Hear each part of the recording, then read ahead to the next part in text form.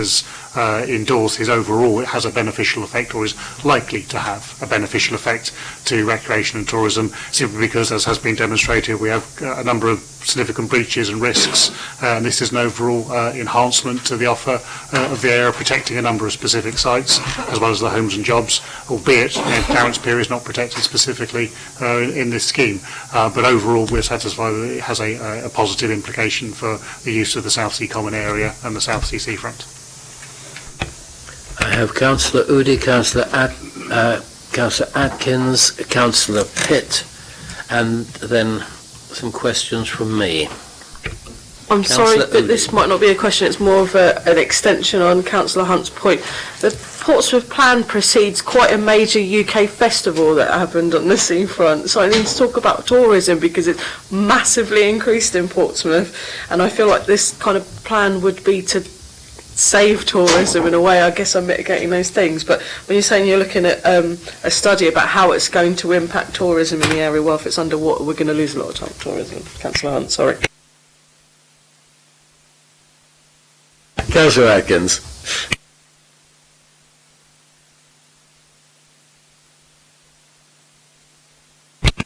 Sorry, yes, because the microphone, I keep forgetting. A few questions about height changes at various points. How high is the bund over existing around Clarence Pier? So behind Clarence Pier was going to be this quite complex arrangement of new earthworks. How tall are they relative to current land height? Do you know? Just roughly, it doesn't have to be precise. And that's because the topology... yeah, it's not uniformly flat, I quite understand. This is what I look for, the partnership to shake their heads. I'm essentially kind of asking, if I was walking along the pavement, am I going to feel like this is above my head height or my shoulder height, or it's that kind of indication I want to get at in terms of height changes? Carriageway around 1.5 metres? Just checking.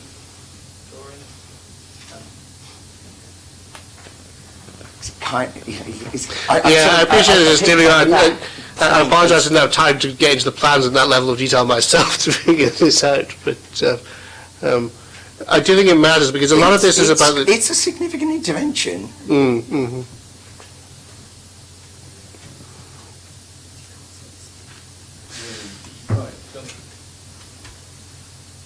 Just pulling up the drawings. I can start by saying that as you start near Clarence, by the Long Curtain Moat car park, it is insignificant. Very similar to... The road drops away, yeah. And as you come to the car park and round, that height, hopefully we'll have a cross-section in a second, but it is, I believe, about 1.5 metres in that. But as you say, the topography goes up and down, so talking about 1.5 metres, and the road raises up to meet that, and that is so that we don't have to have a large gate. So the earthwork is about 1.5 metres high? Yes. Yeah. It's worst place. Yes. And the other high area, I had concerns about the long moat. At that highest point, though, it's maybe at most 80 centimetres different to current height, based on what I read in the report. Yeah, it's around there. It's only a thin skim on top of the current defence height there. And the other point, which I was concerned about, was the War Memorial, obviously being the other one with significant impact, or potentially significant impact. What's the height change there? It looked like maybe around 1 metre, somewhere between 1 metre and 1.5 metres, that it's going to be dropped down below the... Yeah, that's about right. It's about 1 metre that 1.5 metres that it comes up from the existing road, but obviously the War Memorial is already raised, so the difference between the War Memorial and it is around 1 metre. Okay. Thank you very much. Councillor Pitt. Thank you, Chair. We've heard quite a lot about, as usual on these occasions, around car use and cycling use, but obviously the number one priority for the seafront is access by pedestrians. Are we clear that in terms of our aspirations, both in the Seafront Master Plan and in the Portsmouth Plan and the MPPF, so all the planning boxes, that the priority on the seafront in this application is being given to pedestrians? There is a line somewhere in the report talking about the importance of the promenade as a pedestrian route. So absolutely yes.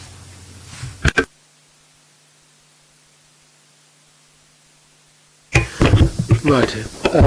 Question from the chair. First of all, sub-frontage 4, between the Sea Life Centre and the castle,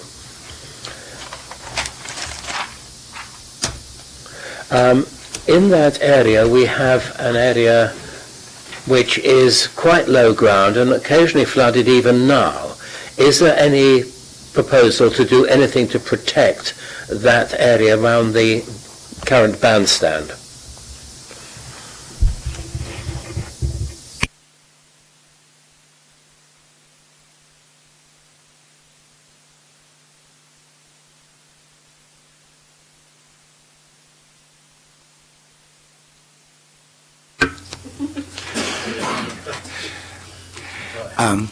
The promenade and the rock armour is the defence for it, yes. But I mean, ground level isn't going to be changed for what is that sort of natural amphitheatre. Second question on sub-frontage 5, coming eastwards.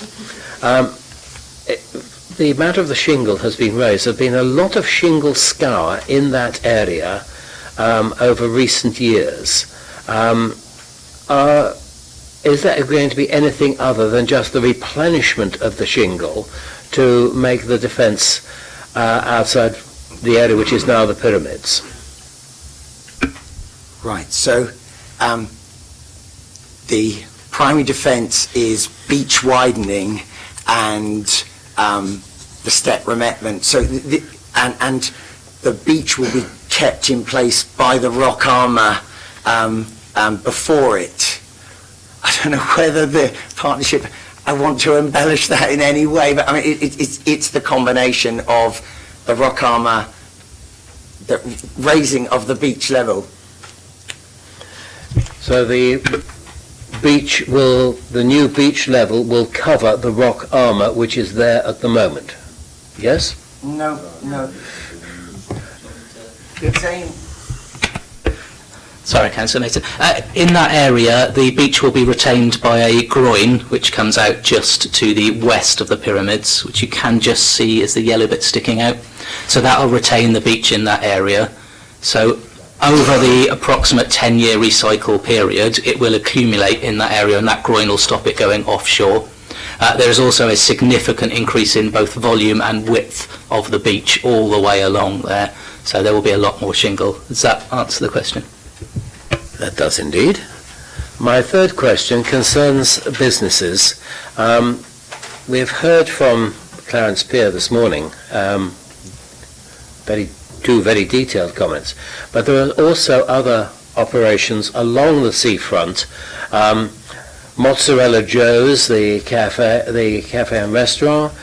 You've got the South Sea Rowing Club. How are they going to be integrated into this system, into this scheme?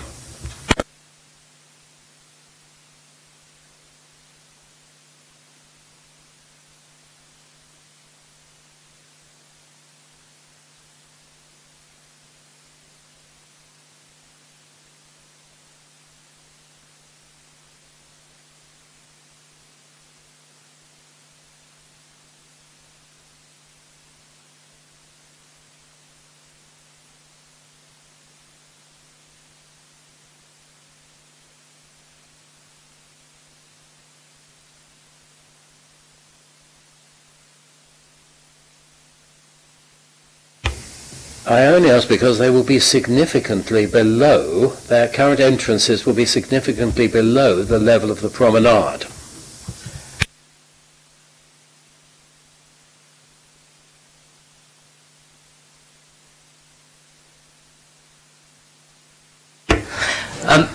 So both the Rowing Club and Mozzarella Joe's will have steps and ramps incorporated between them and the new prom height. The scour protection in Mozzarella Joe's is to stop the loss of shingle in front of them, not to defend them from any flooding, but it's to stop the loss of shingle in that area. Did you ask about another business as well?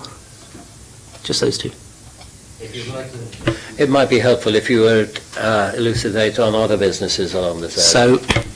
And we have been in discussion with Rowing Club as well. They've got aspirations themselves to work out how to incorporate them in, but it'll be their own planning application that comes forward. Mozzarella Joe's, as I just said, is where it is, and we have ramps, steps, making sure that they maintain access as they do at the moment. As we go round Blue Reef Aquarium, they are a moment behind the defence because there's no way of us taking the defence line in any other direction. As we then move round past the castle, Pyramids is set far enough behind that it's not directly impacted. We then have the lifeguard hut and the Bryony. Both of those are set back from the defence, and they have a clear area in front of them, between them and the defence, to make sure that they're not impacted. We tie into the pier itself. The pier is a pier structure, therefore we can't defend a pier structure. Southsea Beach Cafe and the other uses there are directly on the line of the defence and will need to be demolished, and our plans include a footprint of a new development there. And then that is it. When we get up to St George's Road, the scheme ties back in again and we don't impact the coffee cup. Councillor Smythe. I have a final question from my point of view about swimming and beach access.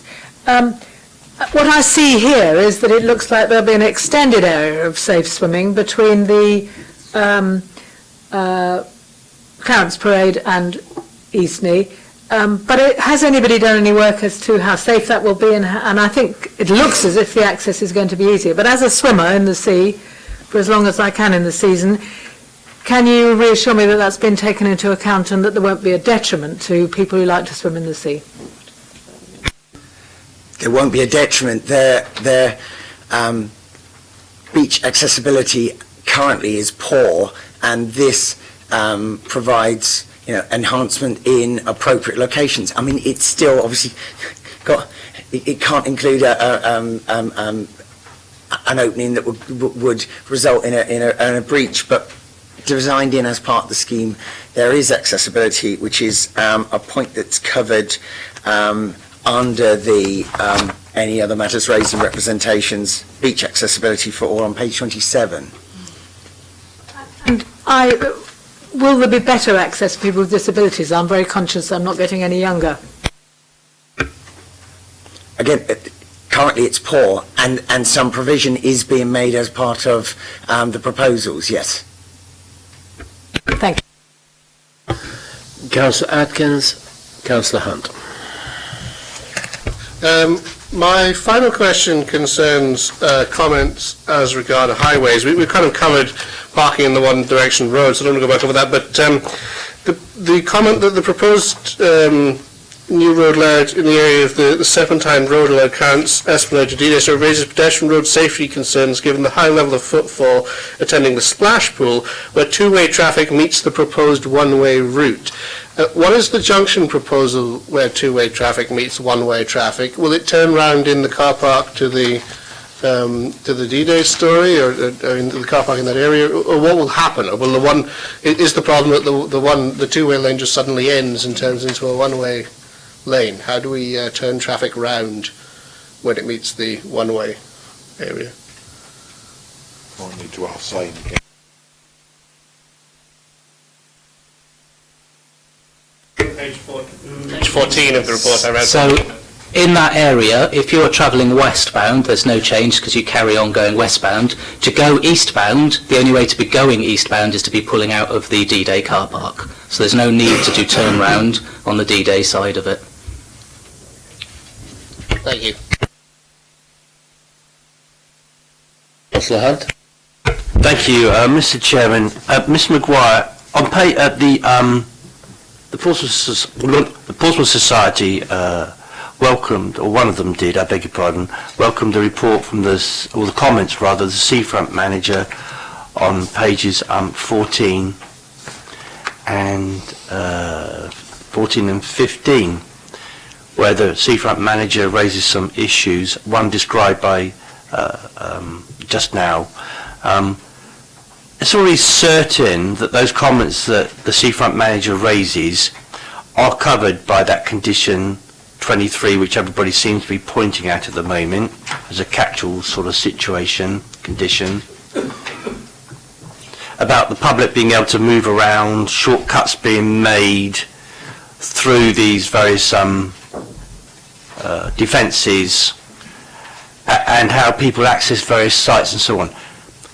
Will all those things still be up for discussion if we were to approve this today? Because, 23 isn't quite a catch-all, it catches quite a lot. But the comments from the seafront manager, let's face it, he's hands-on and knows what he's talking about, if it's still the same person. And I just wondered, will we continue to talk and make sure that the views of the seafront manager are definitely taken very seriously? As I say, there's a number of conditions that cross over the comments made by the seafront manager and perhaps more importantly by the local residents groups around street furniture, materials, hard landscaping, soft landscaping, the heritage assets. All of those matters are for submission as final construction, and obviously any variations from that described in the current application and any enhancements that can be included can all be built through part of, as has already been mentioned by Councillor Pitt, the ongoing conversation that needs to occur in delivering this scheme. Yeah, and I've been listening very carefully, and I'm very grateful for all the very good questions which have dug some things out. But the one that he talks about in particular is the scheme shows very frequent traffic mitigation bollards. That's quite a detail throughout the length of the parallel parking areas to prevent access to onto the promenade by vehicles, I presume. But there must be a more aesthetically viable option from what would be by accident become a defining feature along the whole of the seafront. Now, if I wasn't to raise that question today, people say, well, we didn't raise it. So I'm raising it, and it seems to be something that might stick out like a sore thumb, and it's been pointed out by one of our officers already. Certainly, and like I say, bollards are specifically referenced in the list of things that will be included in the street furniture and walls further submission.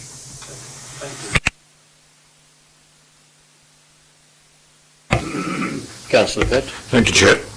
In terms of the relocation of the historic assets, so mainly monuments, are we sure that in the proposed relocation, none of them are currently sited in a very specific location for a historical reason, and that they are generally in that location? So in other words, is moving something going to change the context of what it is? Finding that plan again. So, some of them may already have moved previously. If we take Trafalgar, because of the way in which Horror Travel had bigger vessels and needed to expand the pad eastward, it frankly doesn't have a particularly brilliant relationship to Horror Travel. So there is an opportunity by this scheme for some modest improvement there. And it's a similar scenario with the others. There might be an argument that Crumming could have gone back where it is, but ultimately, I think there is an order about it. Crumming is on a sort of strange orientation, but it will help for that piece of public realm in the future to potentially host events, etc. So with the Conservation Officer, we were satisfied that the alternative solutions are appropriate, and to say somebody may well have been repositioned for anyway. Just want to be sure when I stands up and listening to what's asking.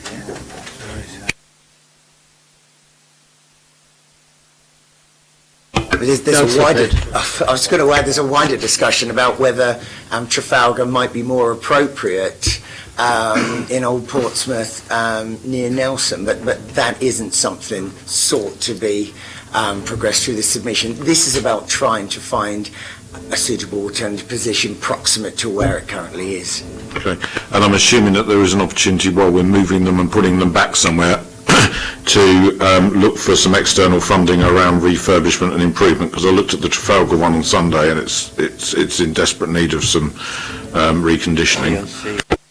Well, certainly there will be a requirement for construction method statements around the works that are going to take place, and where, if there are any materials within the existing plinth that can't be reused, what the replacements will be necessary.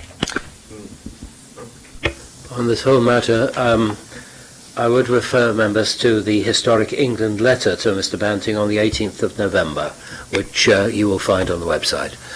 Yes, Councillor Smythe. I'm not sure that your question was answered, Councillor Pitt. I mean, there are none of them that say this is the spot at which this happened however many years ago, and therefore they shouldn't be moved because the context is an essential part of the monument. Is that right?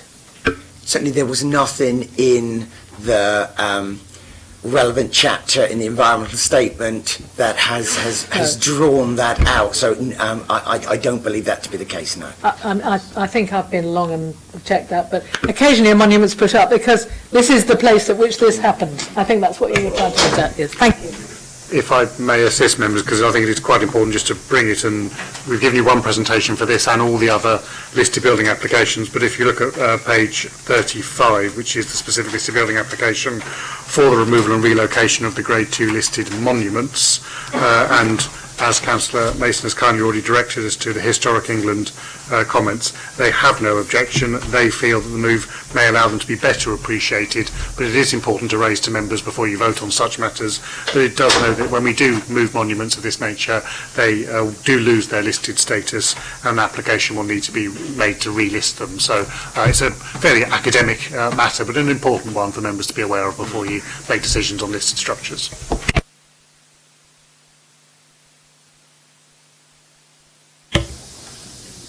Members, that I think concludes the questions. Would you like a short break now before we come to the general discussion?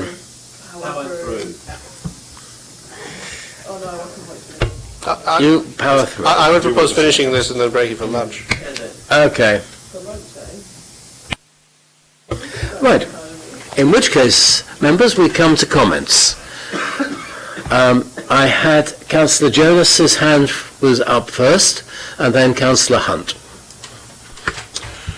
Chairman, if what I've heard is correct, and we agree to this plan today, there are still cases, especially regarding access to the seafront, which I'm very concerned with, that future administrations, or the present administration for that matter, can authorise a complete change. We could move the roadway, we could move the cycleway, we could move the parking, regardless of what we actually decide today. That is my understanding, and if that's the case, and as long as it was prioritised as pedestrians, cyclists and motorists, then my comment is we should proceed, because climate change is not going to wait for anybody. We need to protect our seafront, and at the moment I've seen quite a few right from the beginning over the years. It might not be to everyone's satisfaction, we're never going to please everybody, and I would say to propose the officer's recommendations.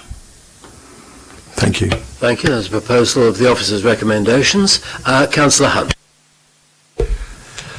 I'm happy to second that. I've listened very, very carefully today, and I hope that some of my questions are reflected that, particularly around the cycling. So, and I think that overall this is so much better than how it started out, and all the evidence is that the Coastal Partnership has engaged with and taken into account residents' concerns. Not everybody's going to be pleased with that, I know that.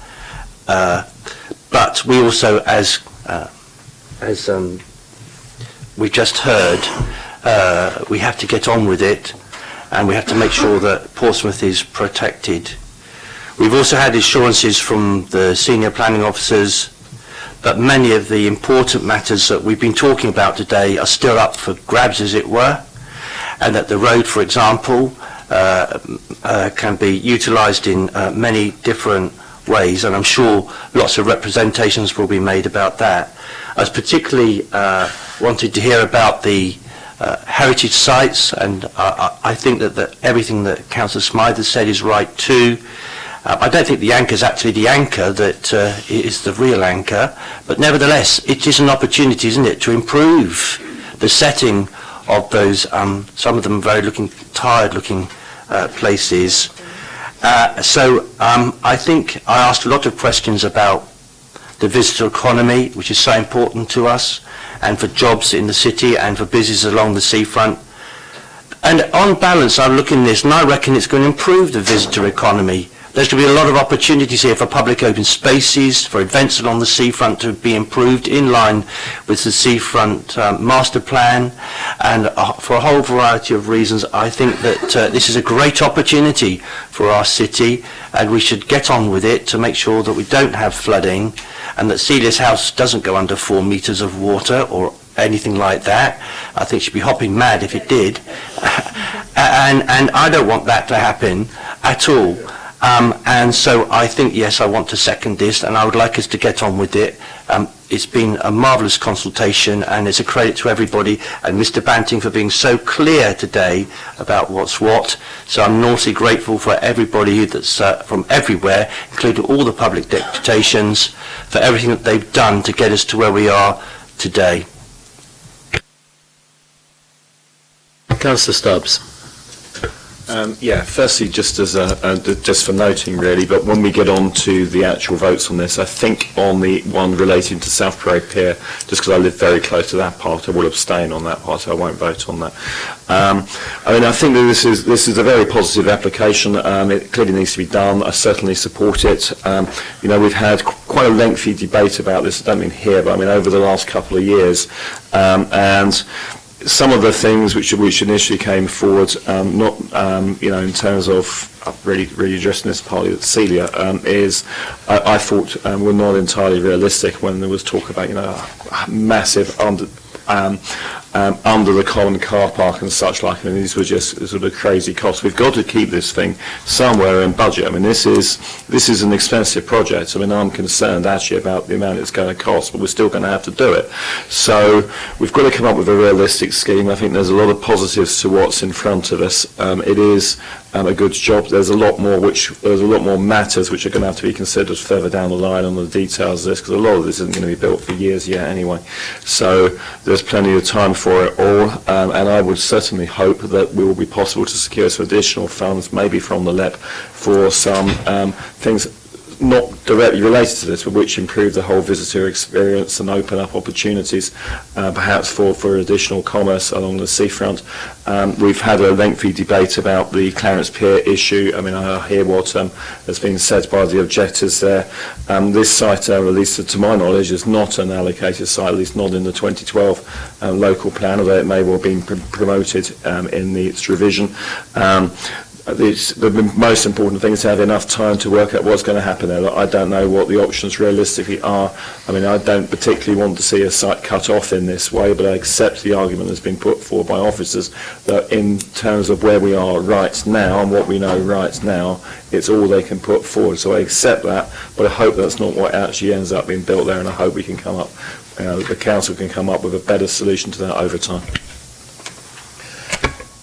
Councillor Norton, Councillor Smythe, Councillor Udi, then Councillor Pitt.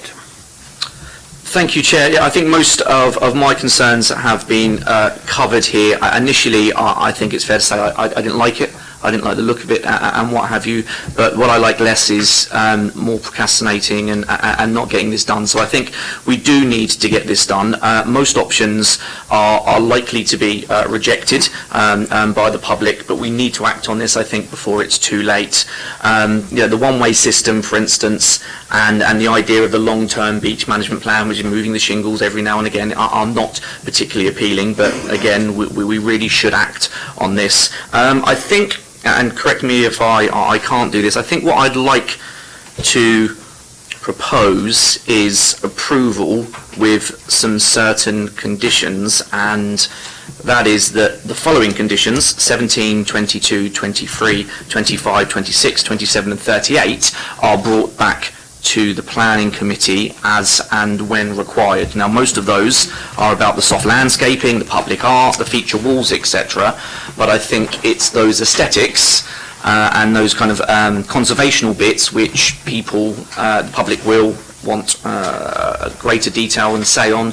The zigzag paving, for instance, at the moment, I know is something which seems quite insignificant, but it is a feature that children and people recognise with the seafront, and somewhere along the line, 17, 22, 23, 25, 26, 27 and 38, they're all of the kind of aesthetic ones, soft landscaping, etc. And they're things that I think probably require, once this decision has been made, hopefully, and it's put in place, so we know that the safety is going to be secured there, more the aesthetics. It's somewhere along the line that the Tricorn Centre was considered at one point a good idea and visually pleasing and what have you, and I think nowadays we really do need to consider things that are going to be in place for a long, long time, and how they're going to look. So I would like to request that those conditions come back to planning, not to cabinet or various departments. Can I do that? You can certainly propose that. I see no problem with that, do you? There's a proposition where the members would agree. So I'll have to defer to my legal democratic services, because obviously it doesn't amend the conditions. The conditions are what they say. How we manage those are a bureaucratic issue, not a planning one, I'm afraid. Yeah.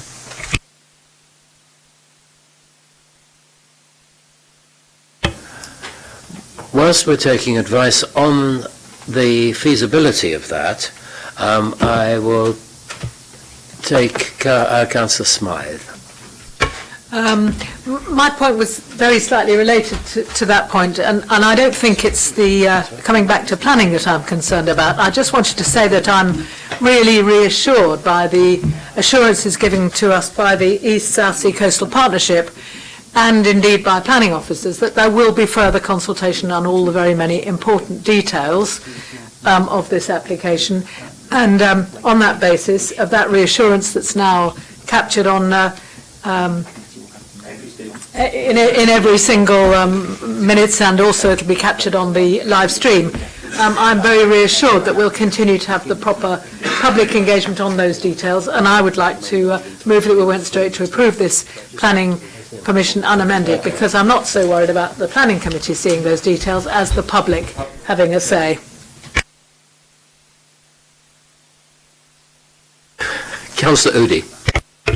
Just to raise on Councillor Norton's point, if we brought this back to planning committee every time something happened, we'd be having planning committees for lampposts at different times, because I would gather that the design portion of the whole of the seafront would be happening in different phases, so therefore it would be hundreds of planning, not hundreds, but at least a fair few that we'd decide, even though we've been assured, and absolutely assured, I want $1,000,000% you on this, that we're going to consult at every phase, because I am not a fan of the design at the moment as it stands, and I really think we should be trying to sack off cars at this point, and hopefully a good consultation will bring up that point, and I think we can rearrange some stuff, but we need to get this in now, because if we don't, we're not going to get the funding, and I've been told it's 10 years, and as someone who's campaigned against climate change, if I stall this for 10 years and people lose their houses, then that's me done, isn't it? Cheers. Thanks. Thank you. Can I respond to that, Chair? Councillor Norton. Yeah, just may I, before you do, having taken advice on this, the conditions are what the conditions are, but we can add an informative statement to the minutes of this meeting that the meeting would wish to be involved in the replanning as detailed in those particular conditions. I think that's Would that satisfy you? Yeah. Okay.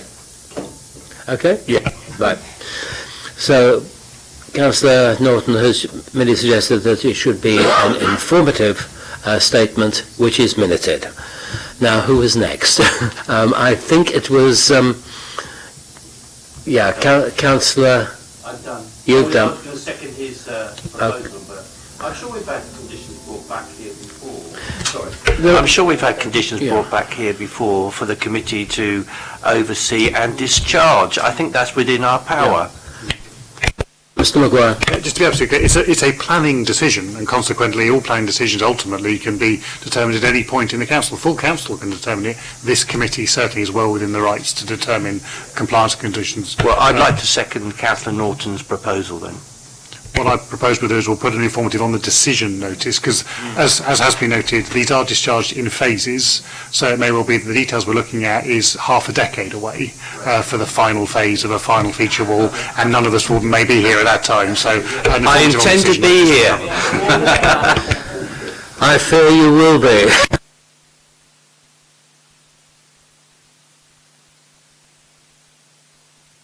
I think it's Councillor Atkins, then Councillor Pitt. Technically the other way around.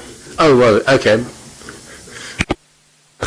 Yes, my comment, Chair, is just related to exactly what Ian's just said, is that my concern is that we will have ongoing public consultation about different bits of this, but it could then be a considerable gap between the public having their view, which they might be very clear about, and sometime later something coming back to the planning committee with a whole different bunch of councillors sat here who weren't part of that. And I think this needs to be an organic process that is led by the public, not something where on the base, and we've seen this played out today, because I know from the part of the cross-party discussions that we've had, for example, that the reason we have the current situation with the one-way road and the parking is that in those consultations that we did with the public, that's what the public said they wanted.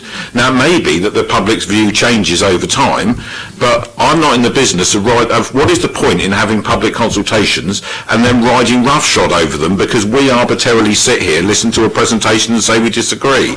This committee has authority and control, so it should, but my primary focus in all of this, and I think it should be all of our focus, is what do the public want for their sea defences. That's what the deputies were asking us earlier on, was to focus on consultation, listening to them and coming to a view based on those consultations. The power should not rest with this committee on this, the power should rest with the public. Councillor Atkins. So in my comments, I wanted to reiterate some of the points that I think have already been made. I think this design is a significant improvement on something like a bare concrete wall. I like the fact that it's reliant on the beach.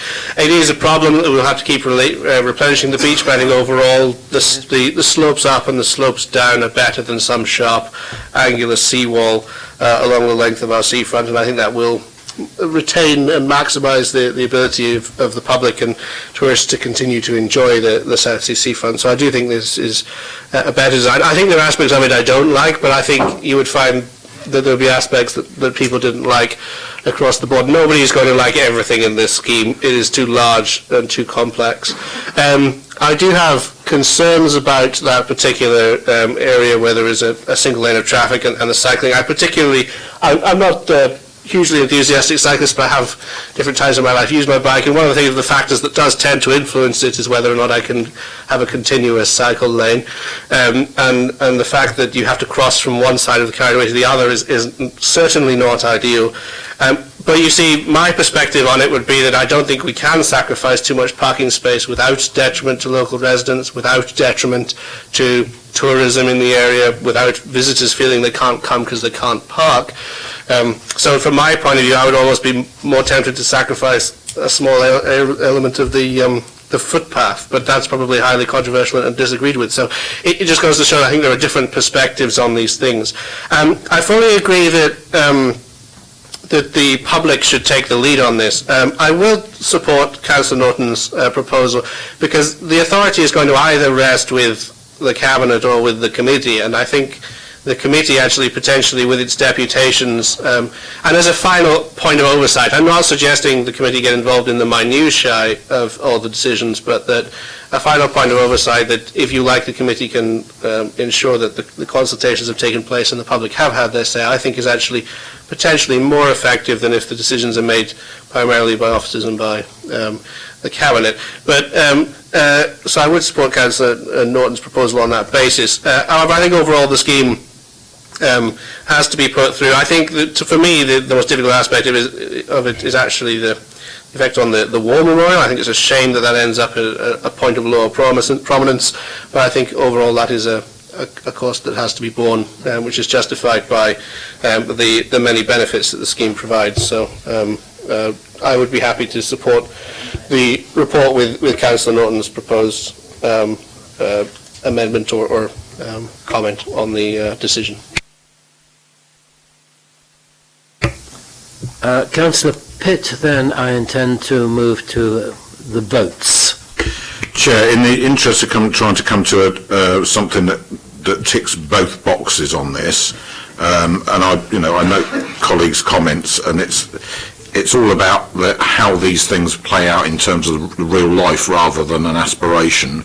Could we add to Councillor Norton's motion, because some colleagues are moving in that direction, that such future consultation with this committee is supported by a report into the public consultation that has taken place about those elements?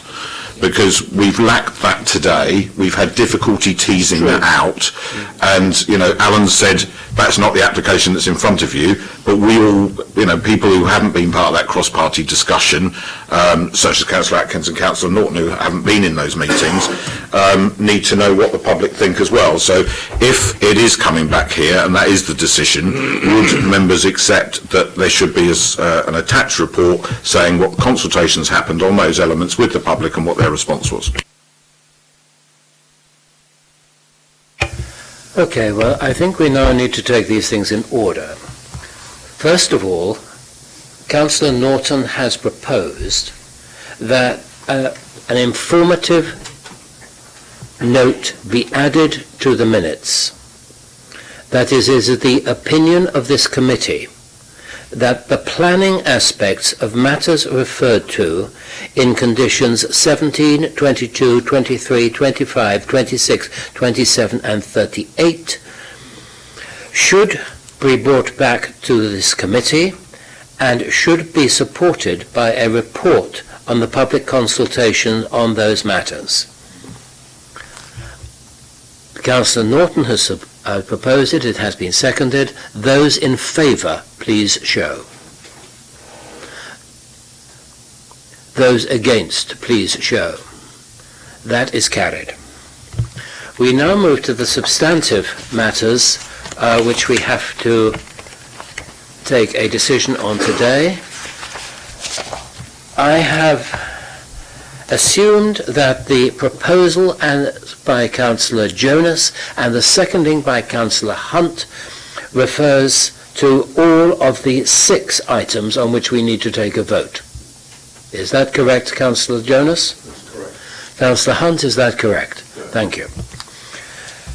Okay, we move to item number 1.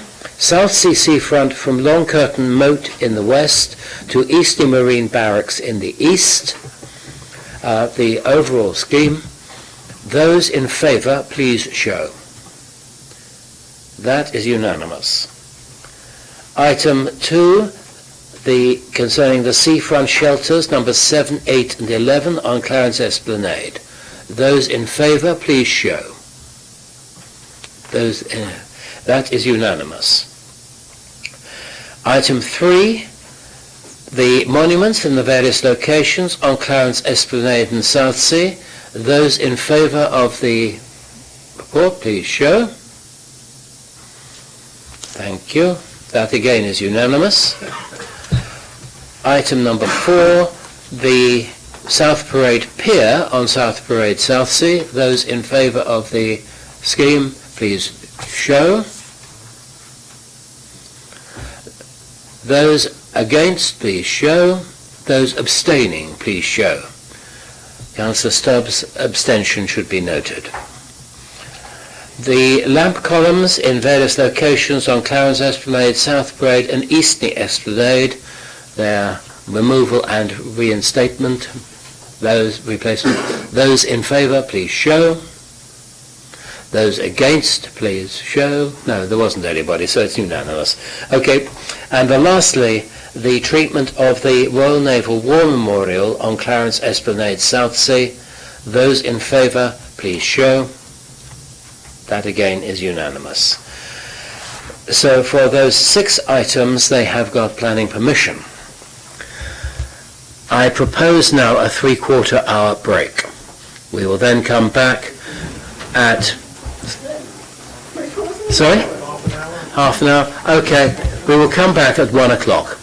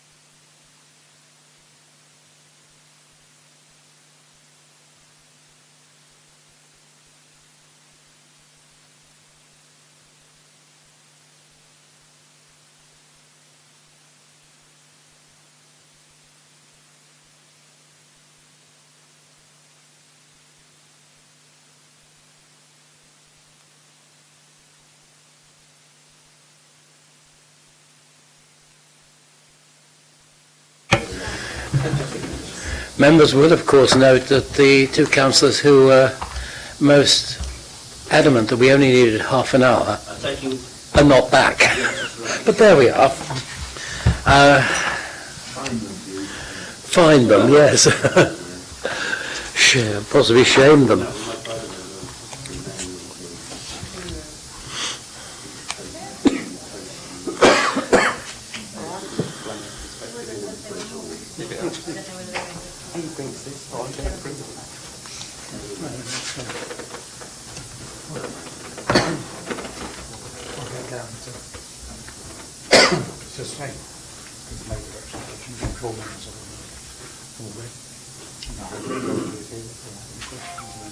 One thing which I failed to do this morning, which since we are actually quorate, we may as well do, is to agree the meeting dates for the remainder of the municipal year. 8th of January, 19th of February, 11th of March and 15th of April. Are they agreeable to members? Agreed? Thank you.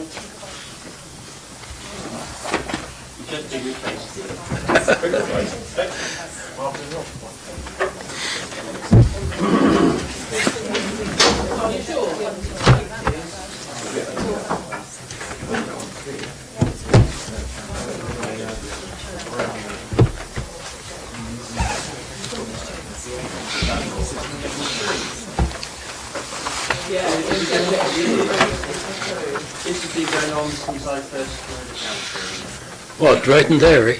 Yeah. Yeah. It's going on that long.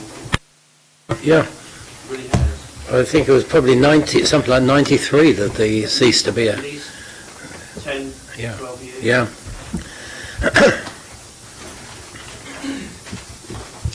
I blame the council.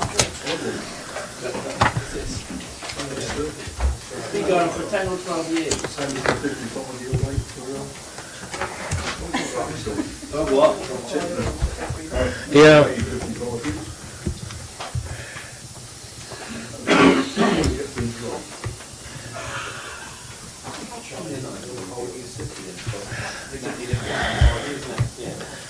I'll give Councillor Atkins another minute. Ah, right. Ah, Councillor Atkins has arrived.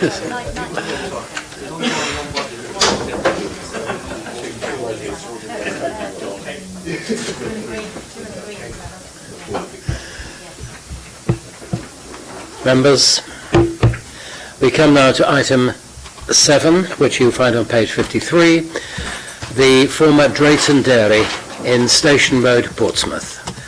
I have one deputation here from Mr. Jeremy Gardner. Would he please come to the table? Before we take the deputation, I will have the officer's report on this matter, please. Thank you. It sounds like most members are quite familiar with this site. Sorry, I need to read this. I think a lot of people are quite familiar with this site in Drayton, which was the former dairy, which has ceased operation a number of years ago. There's also now no buildings left on the site, so it is a cleared site. We've got the railway line to the south. There's some industrial estates nearby, but otherwise the surrounding area is mostly residential and fairly low density sort of family home area. Directly to the north of the site is a little area of open space. I'm not sure whether it's got a formal name. I think informally with this application we call it the Carron Avenue open space. It's got access from Carron Avenue and Station Road. And the access to the site at the moment is roughly where that circle is there, so opposite some houses on Station Road. I just included an image of when it was the dairy, just to show the buildings that used to be on the site before it was cleared. This picture was taken just about a couple of weeks ago, which just shows that it's a cleared site now with a number of material piles, but that's related to the remediation of materials following demolition, which is all ongoing on the site at the moment. So the application is for reserve matters following the grant of outline planning permission in 2018. I think it came to committee in 2017, granted permission in 2018, for up to 108 dwellings, and the reserve matters seeks 108 dwellings on the site. The matters that will be for determination, that are for determination in this scheme, relate to the appearance, layout, landscaping and scale. And I'm just going to go through each of those matters as I've done in the report, with some images for you to look at. Just to show you where the access is, the access proposals are the same as for the outline. So the current access is, as I said, opposite some houses on Station Road. The proposal is to relocate the access further south down Station Road, opposite the entrance to what I think is a sewage works, roughly around here. And that is as per the outline permission, so there's no changes there. In terms of layout, it's a fairly traditional sort of perimeter block style layout, so houses are fronting either roads or public open space. We've got a row of detached properties along here with a tree-lined frontage, which was designed to respect the character that we've got on the opposite side of Station Road. We've got an area of open space on the southern side of the site, and I will talk more about that in a bit, with some flats. There's one block of flats which is 3-storey high, and then a mix of terrace detached, semi-detached houses, and one bungalow up here in the northwest corner. And part of the reason for that being a bungalow was to respect the relationship with some bungalows in Wainwright Close to the west. So in terms of the open space, it is a small area of open space for the number of dwellings on that site. So we have a policy requirement that talks about a size of open space per population, and if you were to go with that, I think you'd need about 0.7 hectares, and this is 0.1. So it's a vast shortfall on what the policy would require. So so what the applicants have suggested is to secure improvements to the open space to the north of the site, which is council owned. That's been liaised with and agreed with the council's parks officer, and would be secured through a deed of variation to the 106 for a sum of money to be used for improving the Karen Avenue open space, which would include creation of better trails, signage, some benches, vegetation clearance and new planting. So that's, and this section 106 is in progress at the moment. That would be secured. And that is seen to compensate for the shortfall on site. And then it's also notable that Drayton Park is relatively close, which offers a lot more recreation facilities. But this would include a local area play for small children, which is what was required through the outline as well, which would be here in kind of natural play features and earth mounds. So this is just an example showing how there will be two entrances to the open space on the north of the site. The way it's been designed is to just be a sort of open, kind of soft entrance. It's not proposed to be gated, but the applicants are proposing a bollard or similar to prevent kind of, sort of youngsters, mopeds and things speeding through. At the request of our parks team, it won't be lit, so it's to discourage entrance at night, but it would remain open.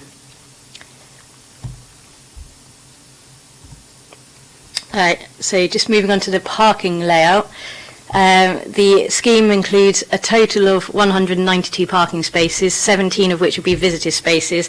I did note in the supplementary matters that it said 7 visitor spaces on one of the pages of the report in error. It was just a missing one. So it's 17 visitor spaces, 4 disabled spaces. This complies with the council's parking standards. And the way it's been designed is to try and get as much parking as possible down the sides of properties. It's not, there is a need for some small parking courts and some sort of curbside visitor bays. But in general, it's been designed to try and break up the parking, and so there would be planting, which I'll show you on the landscape strategy. It's also been designed, the road layout's been designed to make sure that large vehicles can turn safely within the site, and these tracking plans have been viewed and agreed with our highways engineer to show that fire vehicles and refuse vehicles can manoeuvre correctly through the site. So moving on to the matter of appearance, this includes details of materials as well on the houses. So there's a variety of house types, semi-detached, detached, small terraces. It's a fairly traditional design with pitched roofs, fairly traditional main material of red brick and some buff brick, which I'll show you on another image. The height of the buildings is predominantly 2-storey, but there would be some 3-storey buildings dotted around the site, including the flats here. The surrounding area is mostly 2-storey and single-storey with some bungalows, so the sort of general 2-storey scale is considered to be acceptable. Materials, there would be some sort of more modern features, sort of cladding and aluminium frames, windows, and it's felt that this is appropriate to add interest to the scheme. So this is just a couple more images. This would be one of the elevations of the flats and the bungalows, so everything's sort of designed to tie in to each other. One particular house design was these corner plots, which was referred to as house type C, has this kind of different feature, interesting feature. This image also shows you how some of the houses would be constructed in the buff-coloured brick to vary the tone slightly through the scheme. And that's shown again on the street scenes. So you have a mix of materials, but they're all sort of keeping a sort of standard design throughout. Right, landscape proposals. This has been agreed in liaison with our council's landscape architects. We've negotiated certain planting species in parts of the site. So as I said, there's the pocket park down here, the tree line frontage here, and there's a couple of bits of landscaping I'll just draw your attention to, which is covered in the report. There were some queries from residents of Station Road up here about the trees along this boundary. They would be hazel trees, which are sort of medium compact trees, and the numbers of them have been reduced to prevent significant overshadowing here. I would note there's also a fairly extensive vegetated boundary along there anyway, but they have sought to address that concern. On this corner here, there was some concern from neighbours about the possible impact of large roots for what was going to be an oak tree. This is now being proposed to be a hornbeam tree, and the applicants have suggested putting a root protection in to protect the boundary walls in that location. In terms of maintenance of landscaping, the majority of the landscaping would be maintained by a management company, and the details of that would be secured through the original 106, other than private rear gardens, which would be in private ownership. This is just showing you the trees along the front, which I think I've referred to a couple of times. I've just done a couple of images because we did have some concerns raised by some of the neighbours. In particular, some properties here on Station Road, which is number 188, 186, have raised concern about the position of these properties here, these plots, which are 2-storey buildings. These are located to the north of these properties at an angle.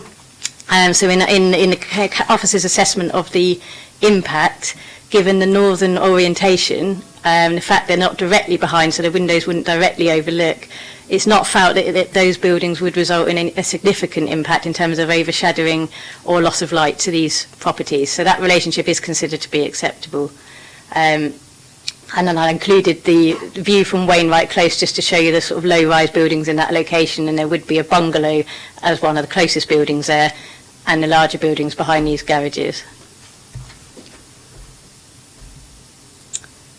And this again shows you some pictures I took from the property of number 186 Station Road, looking to the north.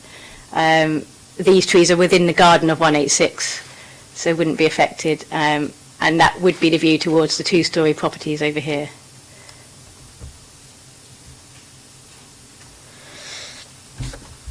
I just touch on some other matters that are covered in the report.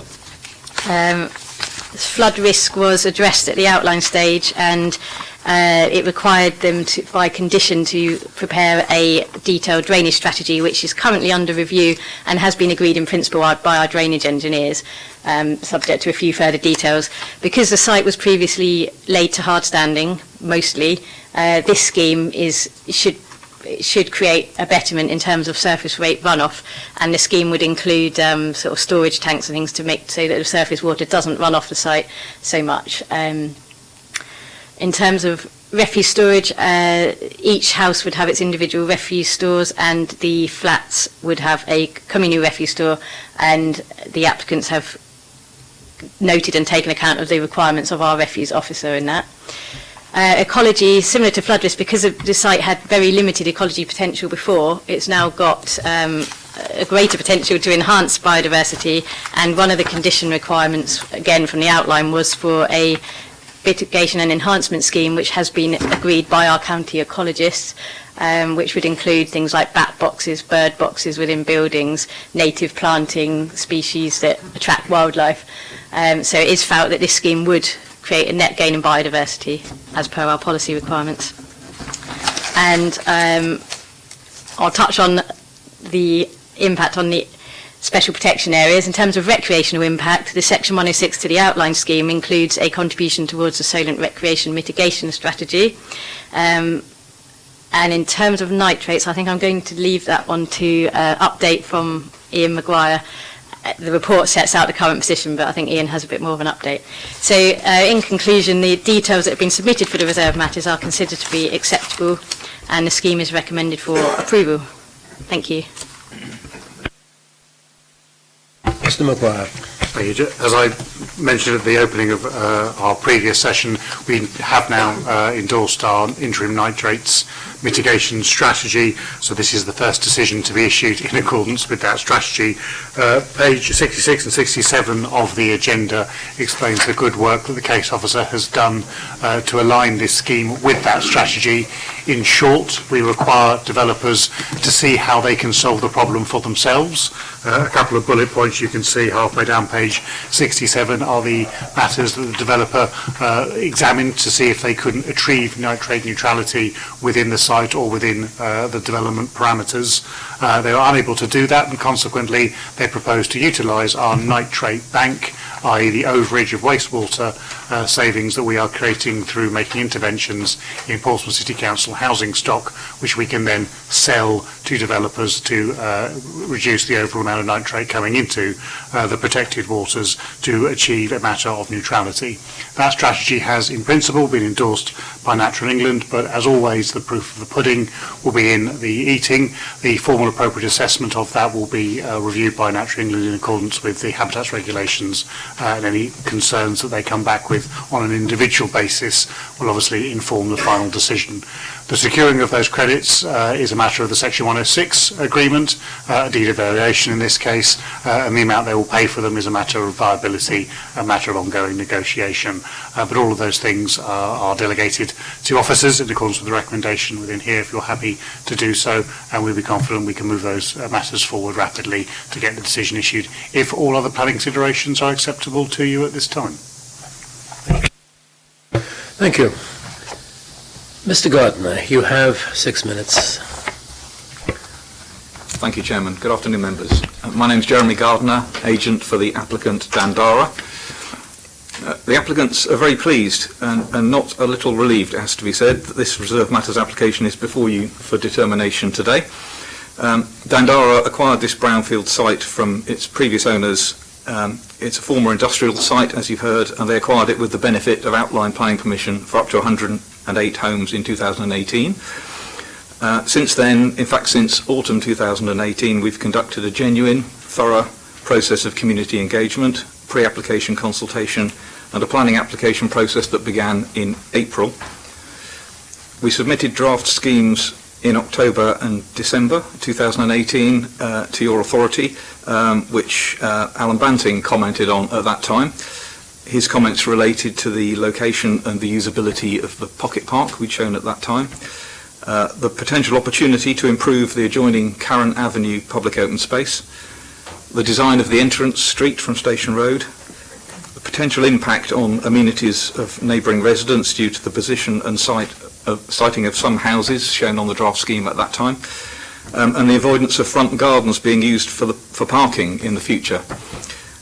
So we revised the draft scheme to address those issues and then held a public consultation event in March, which 41 local residents attended. 20 of those completed comment forms to give us feedback, and of those 20, 14 supported the proposals, 3 objected and 3 were neutral. Dandara also took time to visit certain individual neighbours. For example, in Wainwright Close, as you've heard, the cul-de-sac of bungalows to the site's western boundary, to discuss individual concerns of certain residents. And further changes to the scheme followed, including repositioning of houses further away from the boundary, the hipping of certain roofs to reduce the visual impact of certain houses, and the introduction of the bungalow you've heard about in the western corner of the scheme nearest to Wainwright Close, leading to one neighbour, Mr South in number 4, who'd previously been objecting to the draft proposals, to have written in support of the planning application. It's also gratifying that Mr Lattimore of 135 Station Road also took time to write in support, stating that the developers have taken care to listen to residents' views, and noting that the site's entrance remains in the position wanted by residents, that the much desired play area has been provided, and the removal of the ugly high boundary wall around the southern edge of the site will create visibility around the bend in Station Road at the bottom of the screen you see there, which was another positive benefit of the scheme. You'll also note from the officer's report that this application has only received two objections, but they seem to relate to issues of principle, such as traffic, which have already been addressed at outline permission stage. All of this is evidence of the lengths that the applicant has gone to in responding to points raised by the local community in reaching the final scheme.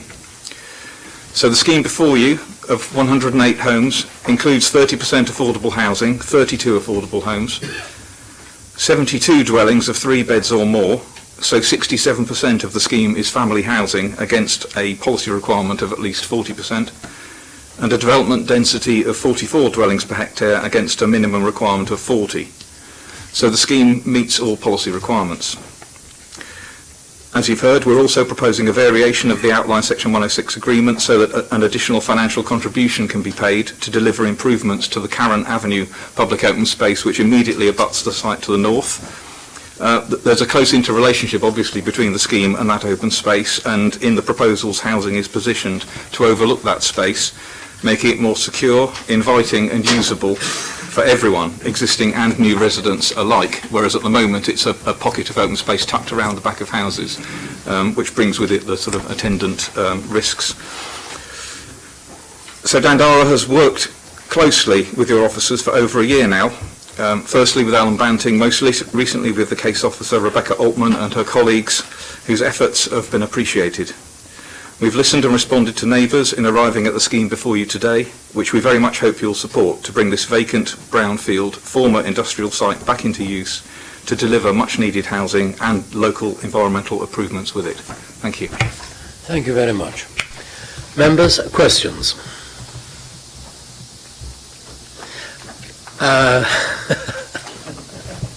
Yeah, okay. And where is the 30% of, is it that bottom right-hand corner? Could you please show where the... Yeah, it's mixed around the site. Yeah, the flats. Is that working? The flats would be affordable, and then the properties shown in pink and blues are affordable units. So they are in various parts of the site. Yeah. Right, Councillor Pitt. Yeah, because of the groundwater runoff issues in this area, obviously the scheme's been presented with everyone having a small back garden, which is great, but we all know that down the road people start taking up turf and sticking down hard surfaces, and that could have an impact on that groundwater runoff down the road. Is there anything, I had a quick look, I couldn't see anything in the conditions that stop that happening at some future point, because actually the scheme as presented I really like, but I am concerned that the scheme, with all of those back gardens gone and hard standings there in their place, would potentially provide a very different environment, and we are all about green. There is a condition on there that removes permitted development rights. Which one is it? It's number 3. There's not many conditions because this is reserved matters. Yeah. Problem is, off the top of my head, we've restricted Part 2 of Schedule 2. I'd need to check if that was hard surfacing. But we could, what I was trying to say, what I'm getting at is we could add it into that condition if that was a concern. But what I will also say is that most of the areas of landscaping in front of the houses would be managed by the management company and not the individual householders, and that's part of the proposal from Dandara. Chair, with indulgence, just to follow up, because it's what I'm really getting at here is we've got a view from our officers that the scheme as presented will assist, not be a detriment to the way wastewater is dealt with in the area, but have we got an understanding of what their view is if all those back gardens ended up being tarmacked over, for example? So, it is a concern going forward as to what impact that may have.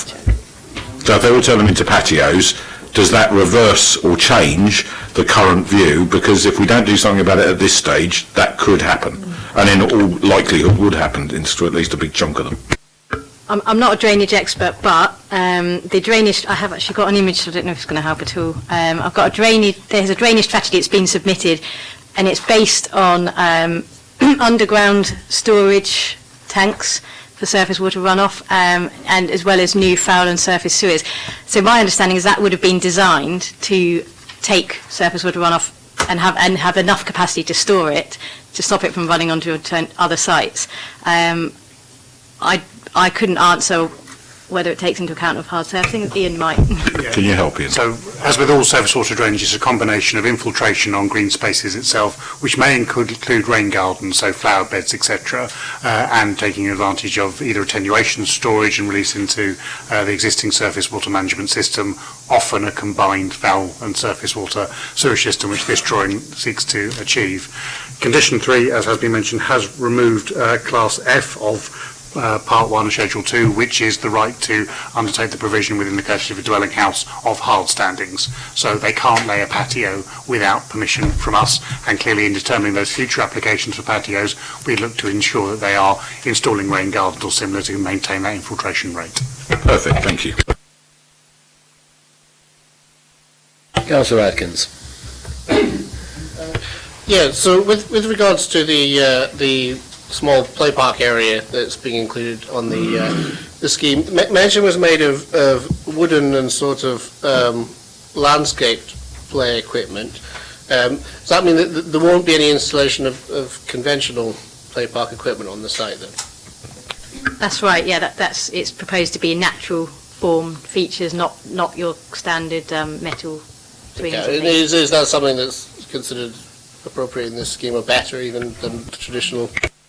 I think it's considered to be. It can be better. It is more attractive, certainly. I think visually sometimes, but I think our landscape architects felt it was a good layout for the play space.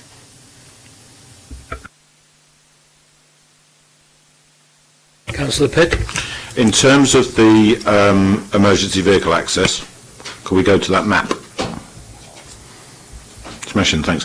Where we've got the bits for reversing and turning around, which I'm assuming are the blue bits, is that right? The blue bits are where they're reversing, the red bits where they're going forwards. Yeah, so in terms of those blue bits, for example, in Brompton Road, in my ward, we have that at the end of it because it's a dead end, and people always park there.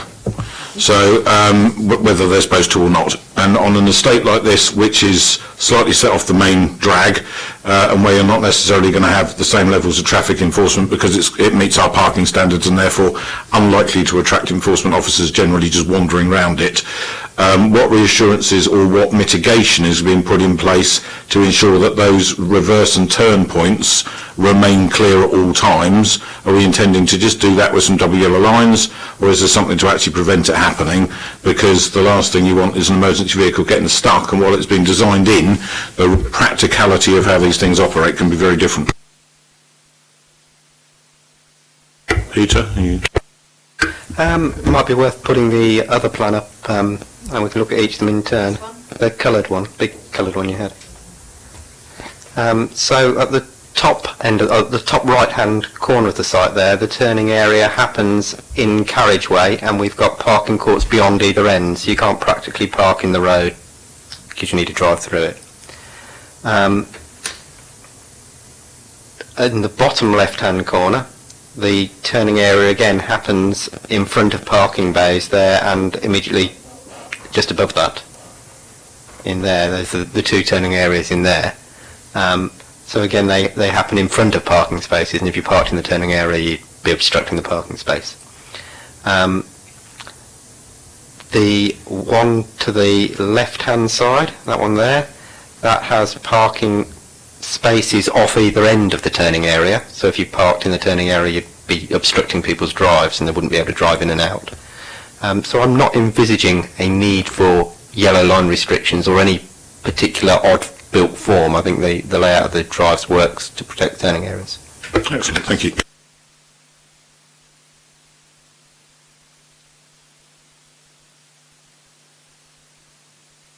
If there are no more questions, comments, members, please. Councillor Stubbs. And just to say, it's a very positive looking scheme, and I move the report. Thank you. Do I have a seconder? Councillor Smythe is seconding. Very good scheme. You wish to speak? I just said it was So, a good scheme. okay. Councillor Norton? Yeah, no, I will speak on it because it's in my ward.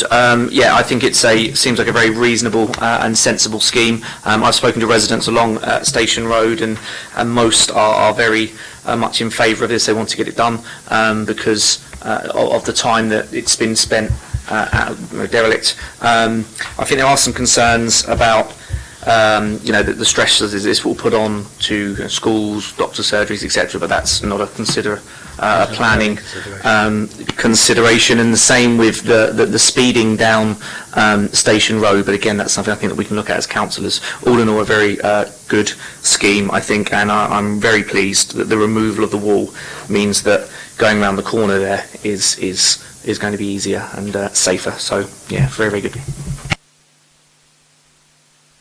Okay, it has been proposed and seconded that the officer's recommendation be approved. Those in favour, please show. That is unanimous. You have your planning permission, sir.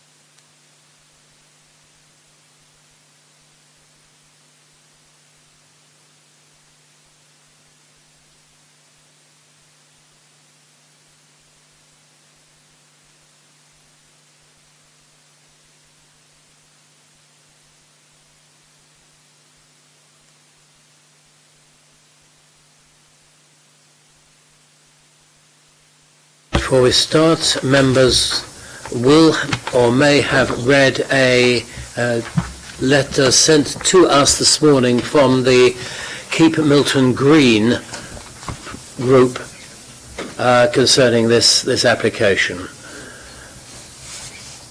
If not, if anybody would wish to read that, I do have a copy here in hard copy. Sorry? We all emailed it this morning.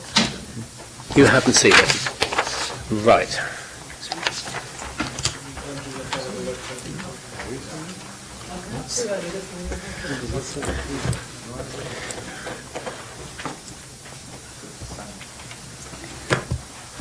Right.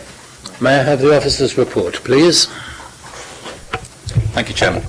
Before we get into the report, just to confirm to members a couple of further objection letters not picked up in the officer report in front of you, set out in the supplementary matters report for you, addressing, repeating some of the comments already set out in the published report, or some of them are somewhat more strategic citywide comments, somewhat outside the scope of this application. But nevertheless, for the record, the extra two letters had concerns about congestion and overcrowded population in Portsmouth. We shouldn't be building more houses. We should be building more shops and infrastructure instead. Some comments about public transport, parking permits and cycle paths, their adequacy in general, and a concern about travel time or congestion on that road. I think those comments are widely, broadly picked up already in the report.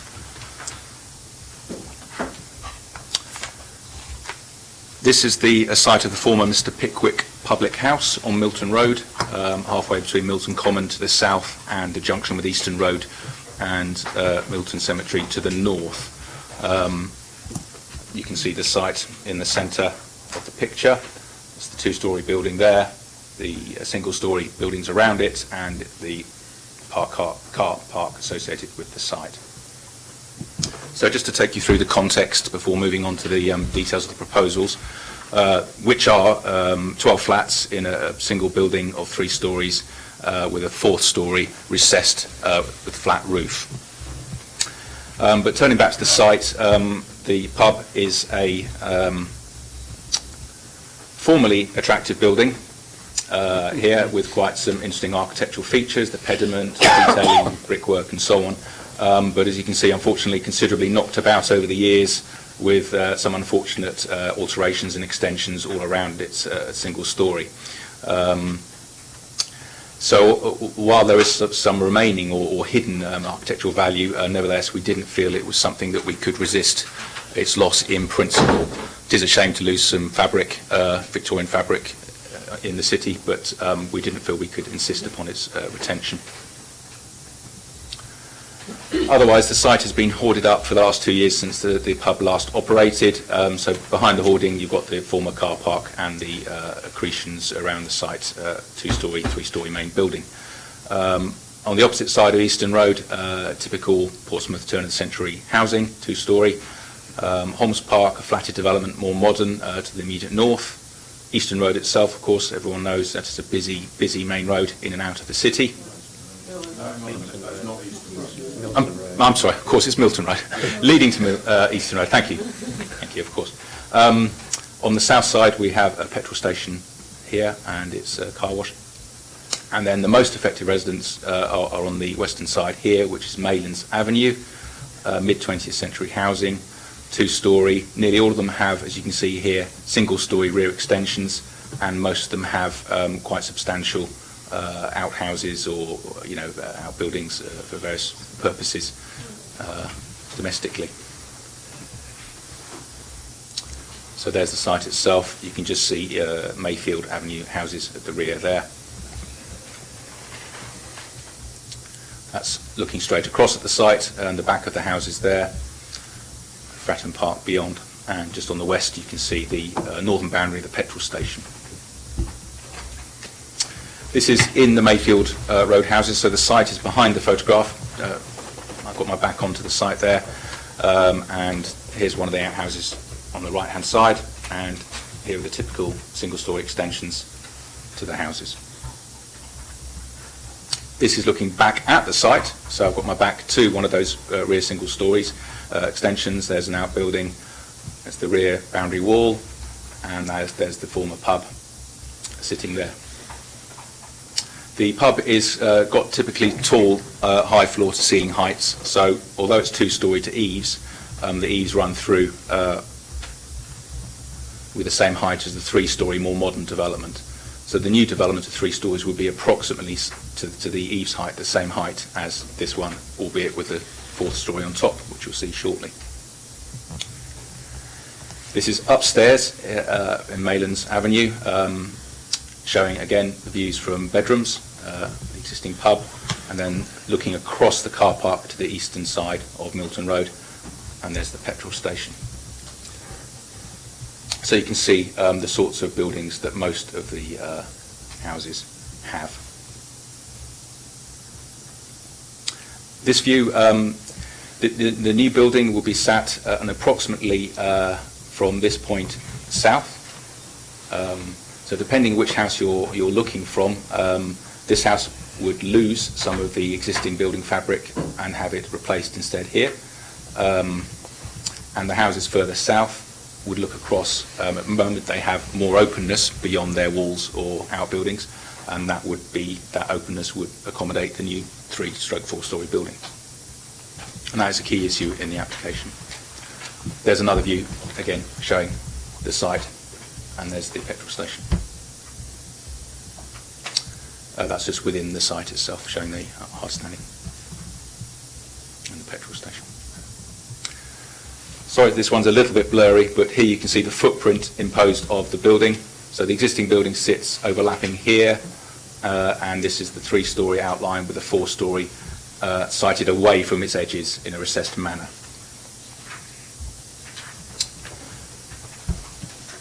So there again, that is the footprint of the existing 2-3-storey building, sat there with its accretions around the edges, and those extensions you may have noticed earlier.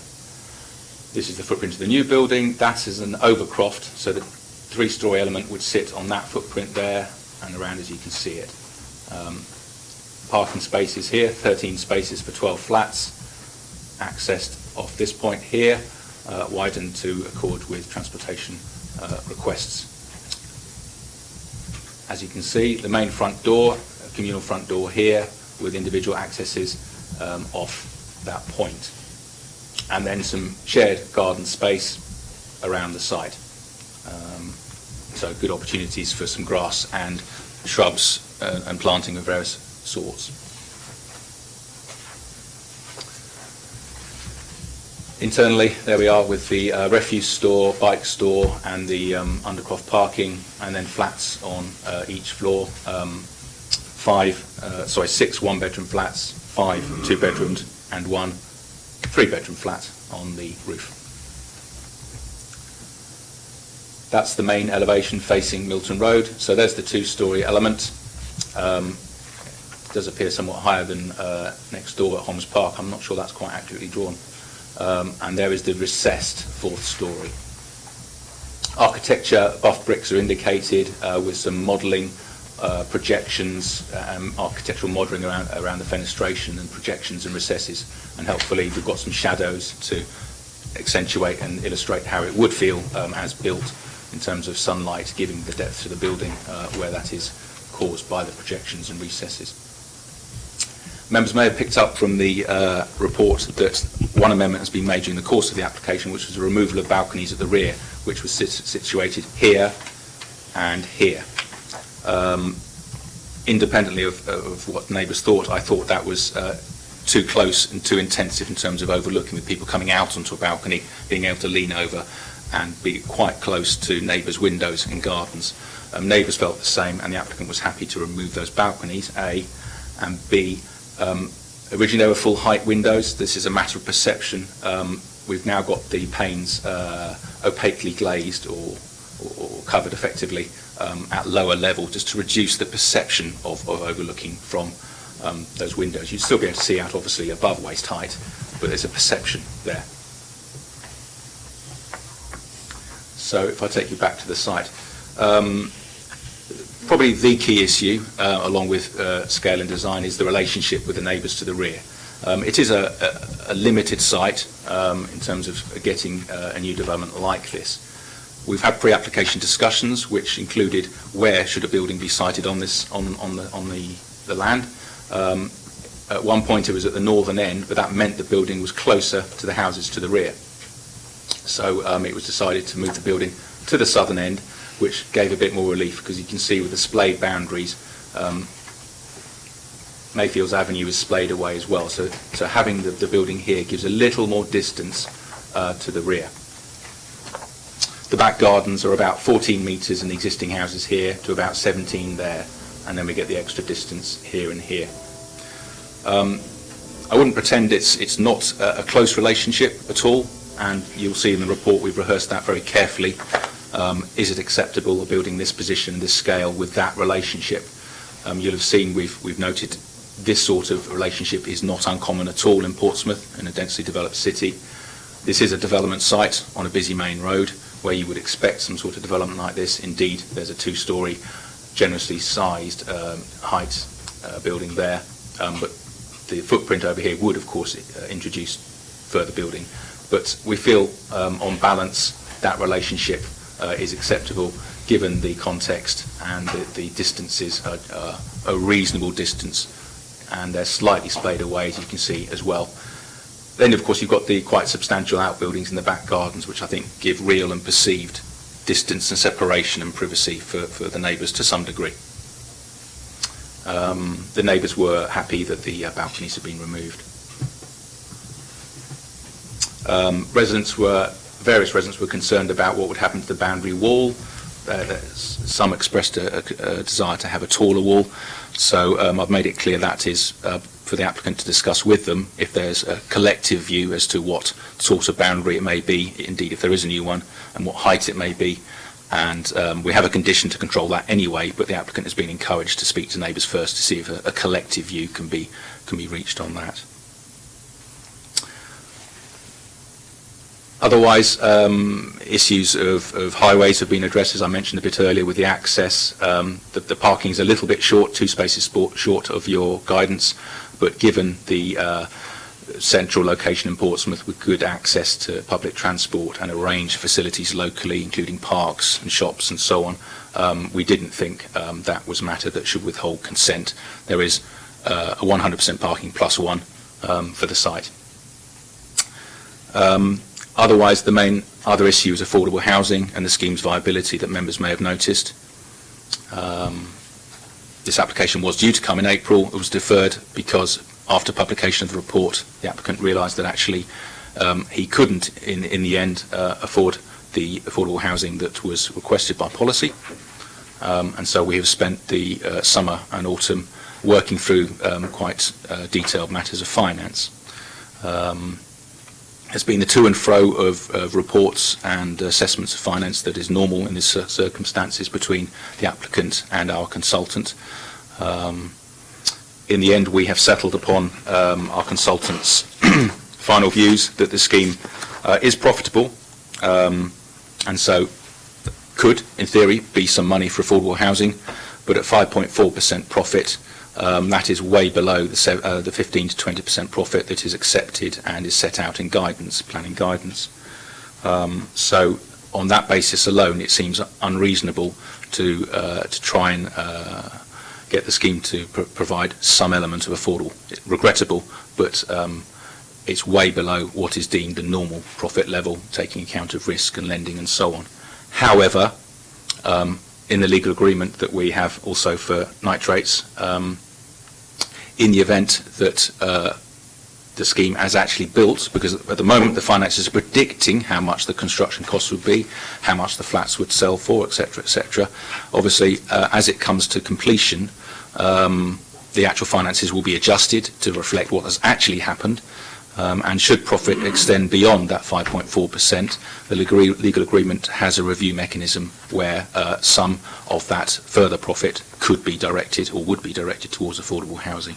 So that's an important caveat to the otherwise position at present that it can't afford affordable housing.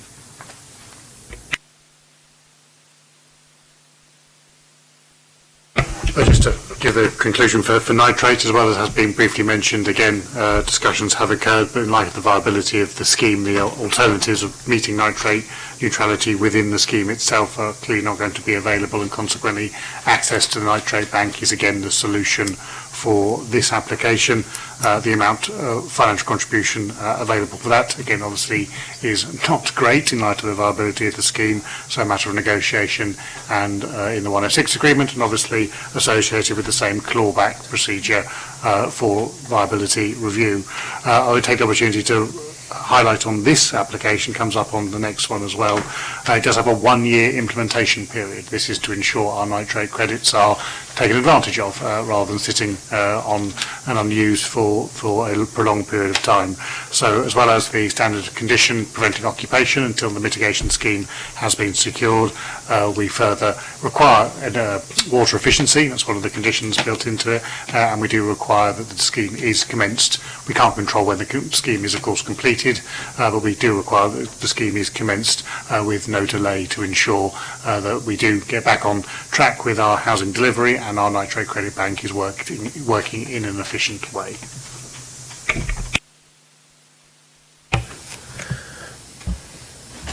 You have received or many of you have seen the letter from Kimberly Barrett of Oakkeep Milton Green. I noticed that she has actually appeared in the audience. Would you wish to come to the table and say anything in addition to your letter?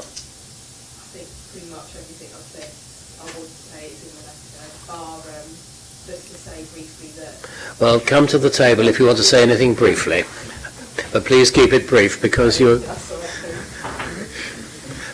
press the right-hand button.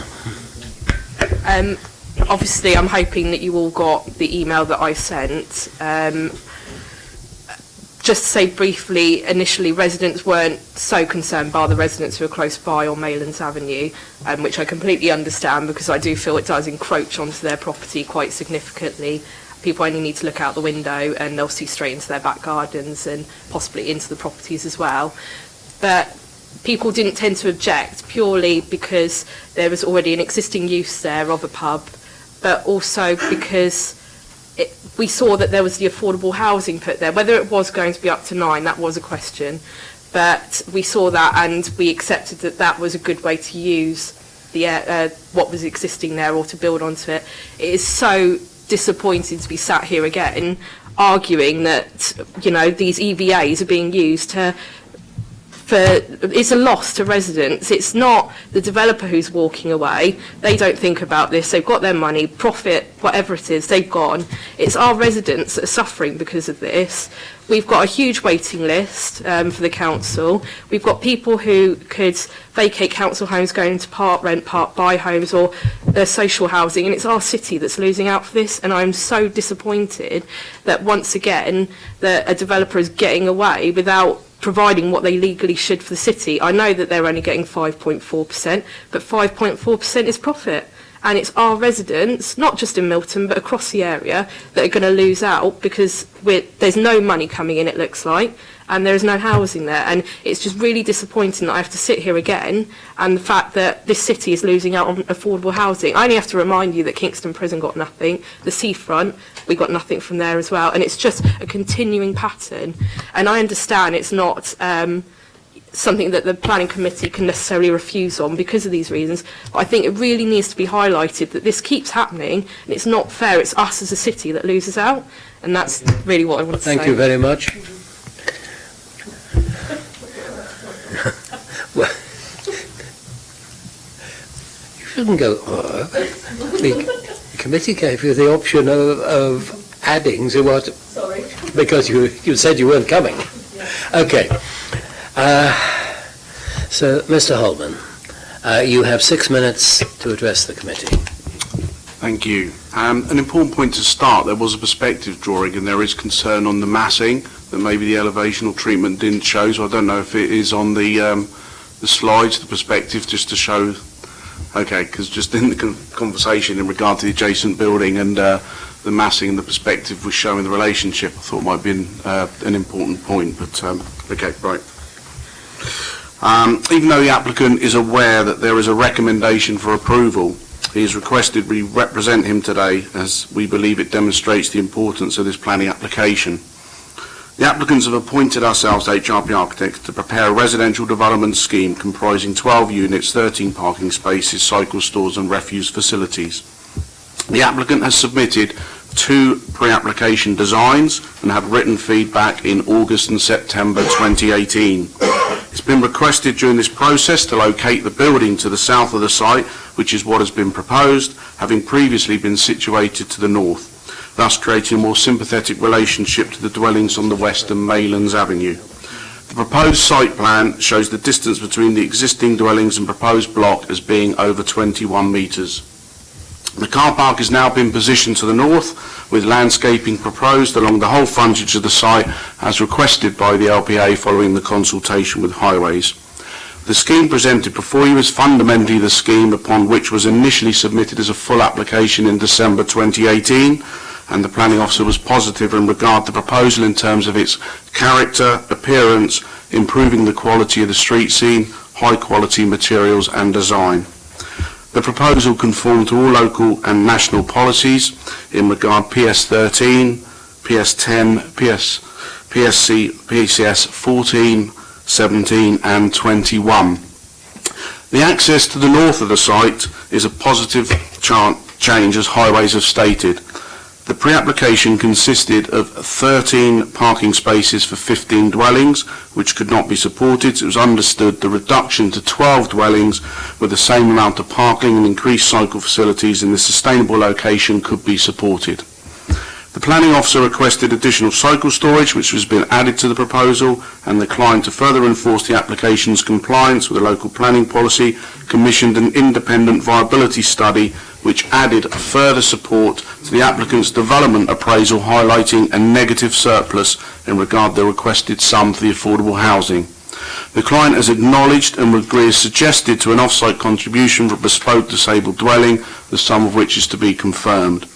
The existing building requires maintenance and currently has no long-term future, with the public house having been closed for nearly 2 years. In the time, the client has had health and safety concerns due to the dilapidated state of the building and vandalism, as expressed on several occasions concern and permission to demolish the building. The proposals will result in the creation of much-needed residential dwellings, helping deliver the requirement, whilst all in accordance with local and national policy. The application was due for a decision in March 2019, and we've waited quite some time for the opportunity to present this case today. We believe the minor objections raised from neighbours has no material consideration, and we hope we have provided a robust case, and in the circumstances we consider that your planning officer's report and recommendation are comprehensively presented, and trust this will be permitted. Thank you for your time. Thank you very much. Members, questions? Councillor Atkins? I noted in the report one of the objections from, I think, the row of houses behind mentioned continuing the wall from the petrol station. I don't necessarily think that's a particularly fantastic idea, and I'm not sure all the residents would like that, but were any discussions or any conversations, did anything take place about some sort of hedging or barrier between on the back to provide extra privacy for the houses behind, or would that likely further negatively affect the light amenity? Were those conversations had? Were there consultations with some of the objecting residents behind about whether or not there should be some kind of barrier, privacy barrier between the two sites? Thank you. Yeah, as I said earlier, once it became clear that that was an issue for more than just 2 or 3 residents, it was most appropriate to put that back to the applicant and say, can you liaise with the residents and see what would come of that? In any event, we've got the boundary condition. I think it may be complicated by if the rear boundaries, I don't know if the rear boundary to the site belongs to the applicant in terms of responsibilities, or each individual owner of the gardens. Of course, you can still put one boundary on the inside of the site. But again, we've got a boundary condition to deal with that. The applicant can, if not already, can go on and speak to the neighbours in the event of a consent, see if there's some sort of consensus, or if a variety of treatments would be required. I think it would be better to have a consensus and deal with that. The boundary is behind the outbuilding, so it's not much of it actually revealed to each individual homeowner besides their outbuilding. Some outbuildings are across the full width of the site of the individual gardens, some have a little gap. So I don't think it would make a massive difference to the neighbours. We'd also look carefully at introducing a boundary on the southern side as well in this sort of area to discourage any member of the public nipping down the side in terms of site security. It's a bit more difficult to achieve on this side, but I think from recollection I discussed that with the applicant, and we had a fence there to at least secure that part of the site. To secure this, of course, is open but will be lit. So I think it's something to work on a bit further, Councillor, to reach a happy compromise. Councillor Pitt. Thank you, Chair. A couple of questions, all of which are interrelated around the viability, and it's implied in the report, but it's not implicit. Are we saying that the only way we would seek a contribution off-site is if the profit margin achieved by the development being built out actually reached 17.5%? Or are we saying that we would seek that contribution were it to be greater than what is currently forecast at 5.4%?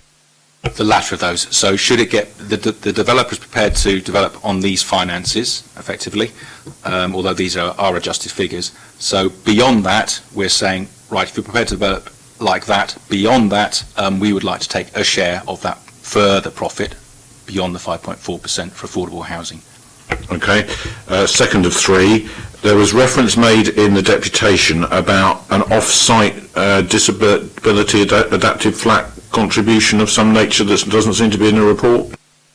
I think that's come out of the discussions between the housing officer and myself that I've passed on to the applicant. This is where the spending could go. Even a limited amount of spending could nevertheless, £1,000, £2,000 could still make a contribution. To example, disability refurbishments of a flat. That's the example, but that's the sort of thing that could happen should any money finally be derived from it. But at present, there is none. Okay, and then the third question, I'm guessing, is probably more for Ian. Around, Ms. Barrett raised the issues on this. Around this sort of development, where is the balance between us having an expectation of delivering affordable housing and the developer choosing to build something which does not make that viable? There is no simple answer, unfortunately, to this. If we feel that the scheme has come forward that is deliberately designed in such a way to prevent viability and thus prevent the delivery of affordable housing, we would have to look at that very carefully with its compliance to our affordable housing policy. However, that's fairly unlikely. Obviously, a developer is in this to make the money out of the scheme, and as soon as there is a profit above a reasonable level, we would require the contributions to affordable housing. No developer would want to generally risk a break-even scheme just to avoid the affordable housing issue. Each and every case is a matter of its own fact and degree, its own negotiation, of course. But it's that fundamental question.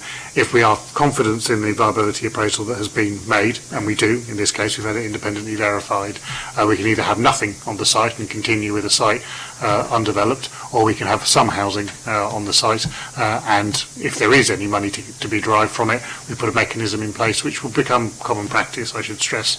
Now we put a mechanism in place to ensure any additional profit above the level that the developer has individually said is acceptable is captured for the benefit of affordable housing provision. And therefore, Ian, is it reasonable to say that because of the consideration on this particular scheme that's been given to the neighbours in Maylands Avenue and about the relationship of the building for the adjacent buildings and wanting to create a sense of space and not an over-concentration, that the applicant could, had none of those things been a consideration, got more units on the site, but in reaching a balance they are where they are? It's quite a large hypothetical, but yes, the scheme is designed to be the best scheme from a design and delivery point of view, and then, because affordable housing is tenure blind as an opportunity, the opportunity is examined otherwise. If it wasn't constrained in the same way, a different scheme, a different site could have offered a different affordable housing contribution. We're satisfied that this scheme is acceptable in its own merits, and unfortunately that consequently means it doesn't currently have the viability to support affordable housing. Thank you. Councillor Atkins, Councillor Stubbs, Councillor Smythe. Just to clarify on these plans, the green areas to the rear of the property then, are they discrete gardens belonging to specific flats, or are they communal space around the back of the building? They're shown as communal. That's really up to the applicant, I think. Sometimes we wonder whether or not we ought to cordon something off, for example, here, because you could have communal use, and that wouldn't be very good for the occupier of that unit. But often, really, it's up to the developer to work it out for themselves. I'm not sure many people would want to come and sit outside someone else's window.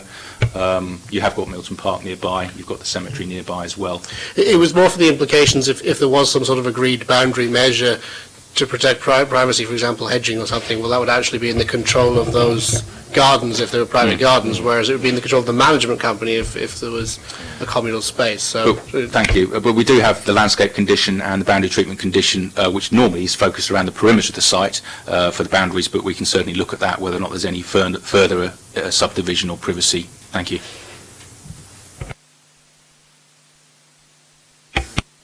Thank you, Chairman. I've been sitting here for a little while wondering if I should make a non-declaration of interest declaration, and I think I will. I'm not sure about this, but I think that this particular location may be displaying an election banner in support of Donna Jones. I am her agent. And it's next door, is it? I think it's next door. Oh, it's next door. Forget it then. It's next door.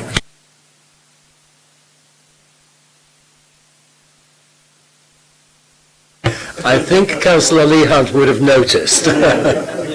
Councillor Smythe. I wanted to ask a question in relation to affordability as well. This is a hypothetical, but would it be possible for a developer to put excessively expensive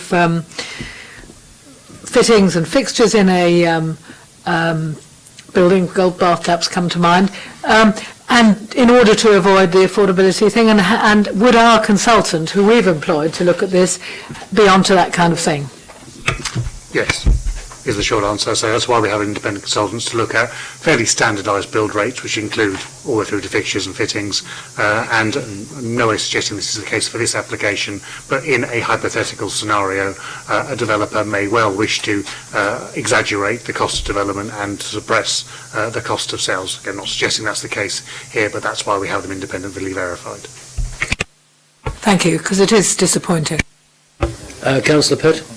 Yeah, I didn't want to bring this one up before because it was on a different subject, but on the parking, I'm a bit concerned about the top left parking space, because the only reasonable way to park in that is to drive into it. How does then somebody get out of it and out onto the main road again without having to reverse out? All the other spaces, it would appear, do leave enough space for somebody to get out in some way and drive out forwards. I can't see where you get out forwards from that top left parking space. Peter, can you help? The top left parking space, you drive in forwards on the right hand side of the aisle width, turn left into the space, and the aisle width is then wide enough for you to reverse straight back out behind you and turn left and come out forwards. Really? Yes.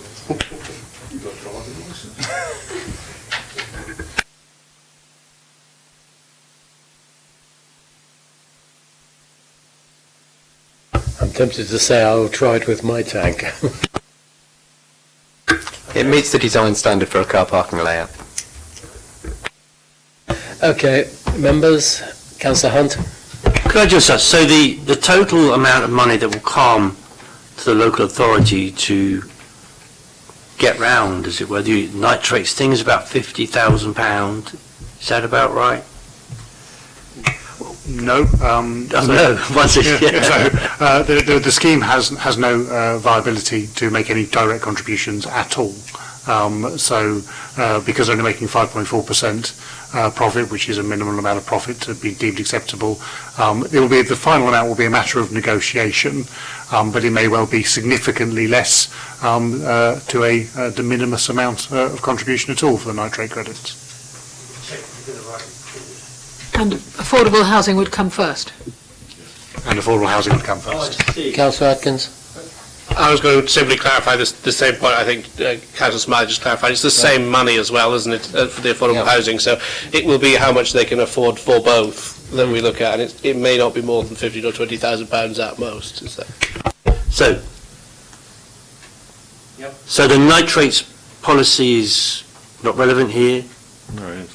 The nitrates policy is entirely relevant. The cost to individual developers of an individual nitrate credit is a matter of individual negotiation. If they can only give us £1 for the credit, we are willing to provide that if they have demonstrated that's the case through their viability appraisal. So, excuse me, I'm being dim. It says on page 100 that the council, I think it's the same report. You're on the right pub report, you are, definitely. So, it says the council mitigation strategy sets out that the credit per new dwelling will be charged at £4,345.17. Could you just tell me, for my own sake, how that works in this particular case? So that is the maximum amount we seek per unit as a contribution to fully fund a credit, but in the same way that we seek a full contribution for affordable housing, where viability means they cannot afford that maximum amount, we will negotiate a lesser amount based on the individual viability of the scheme.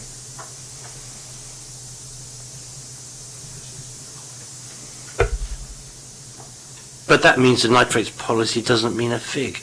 Surely. Because the nitrates policy is about providing the credits, not funding the credits. The funding of the credits is a separate matter that we do through individual negotiation and the support of the housing revenue account. So we're going to add 14 new toilets, 14 new sets of water and everything being dealt with, and achieve that nitrate neutrality through the credits, real improvements elsewhere, but they may not be fully funded by this development. elsewhere. Where's elsewhere? Through the PCC housing stock. Through the PCC. Oh, right. So not only are they getting the benefit of the nitrates credit, the benefit to the council then is that houses are provided, I presume, or homes are provided. Yes, the developer is, the benefit the council, the benefit the community gets is new homes, development of the site, and the developer is doing so without having to make direct contribution to affordable housing or direct contribution to nitrate credits, but both are, secured through the overage if need be. All right.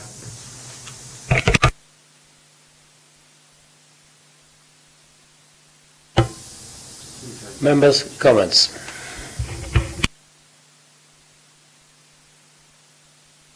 Chairman, a couple of comments. The first one's of a personal nature, and probably some of your age will remember. This used to be a very good-looking pub called the Creemorn Gardens many years ago, which had beautiful green glazed tiles, but that was not the reason I used to go in it. And it was just sad. I'd just like to mention it's a sad thing that we've lost another pub, and now Milton is down to one pub instead of four, but obviously progress. The other thing was, Mr.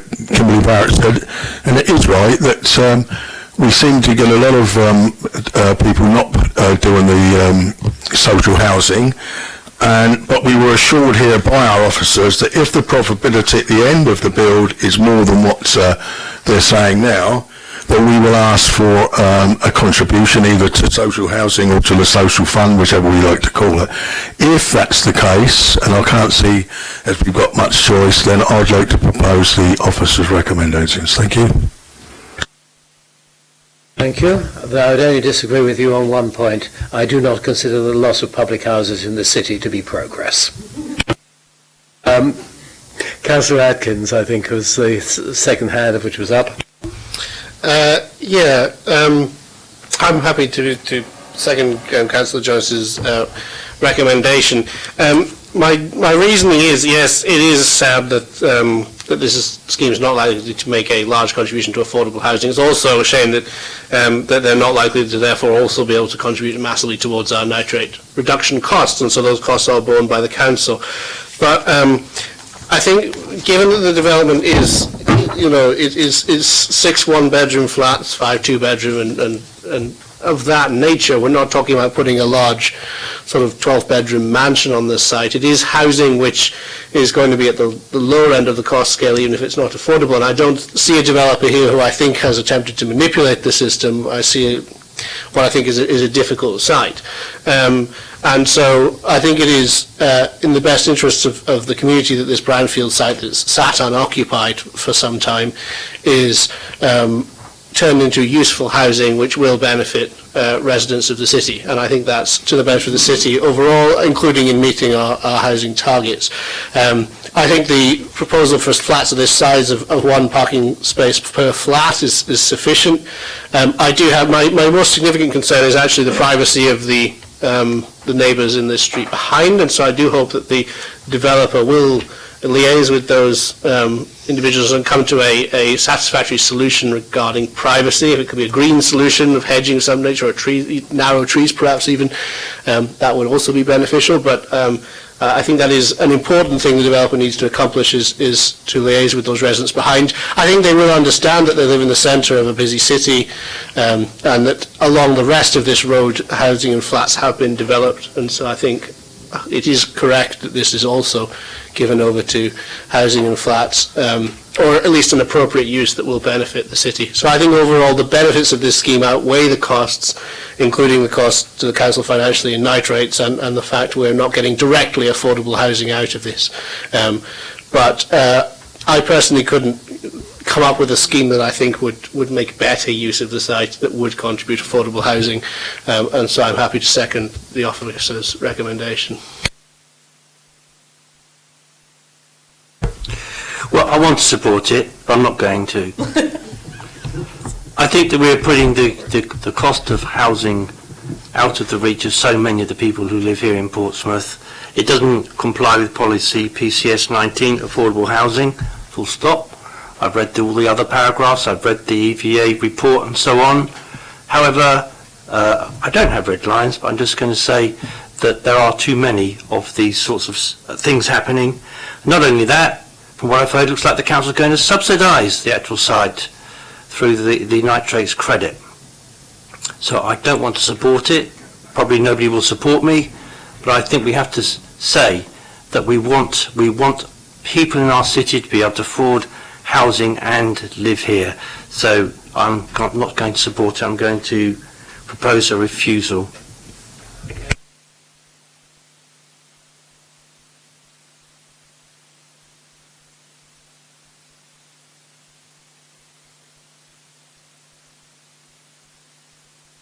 Councillor Luke Stubbs. I mean, I remind Councillor Hunt that the nitrates policy, as written, was one adopted by Councillor Pitt, and if he has concerns about how it operated, perhaps that's something that they should have discussed before bringing it in, because our role here as the Planning Committee isn't to set policy, it's to follow the policy set elsewhere in the council, and in fact the policy set nationally, and one of those is brought out very clearly on page 96, and I'll just read it because I think it's really important.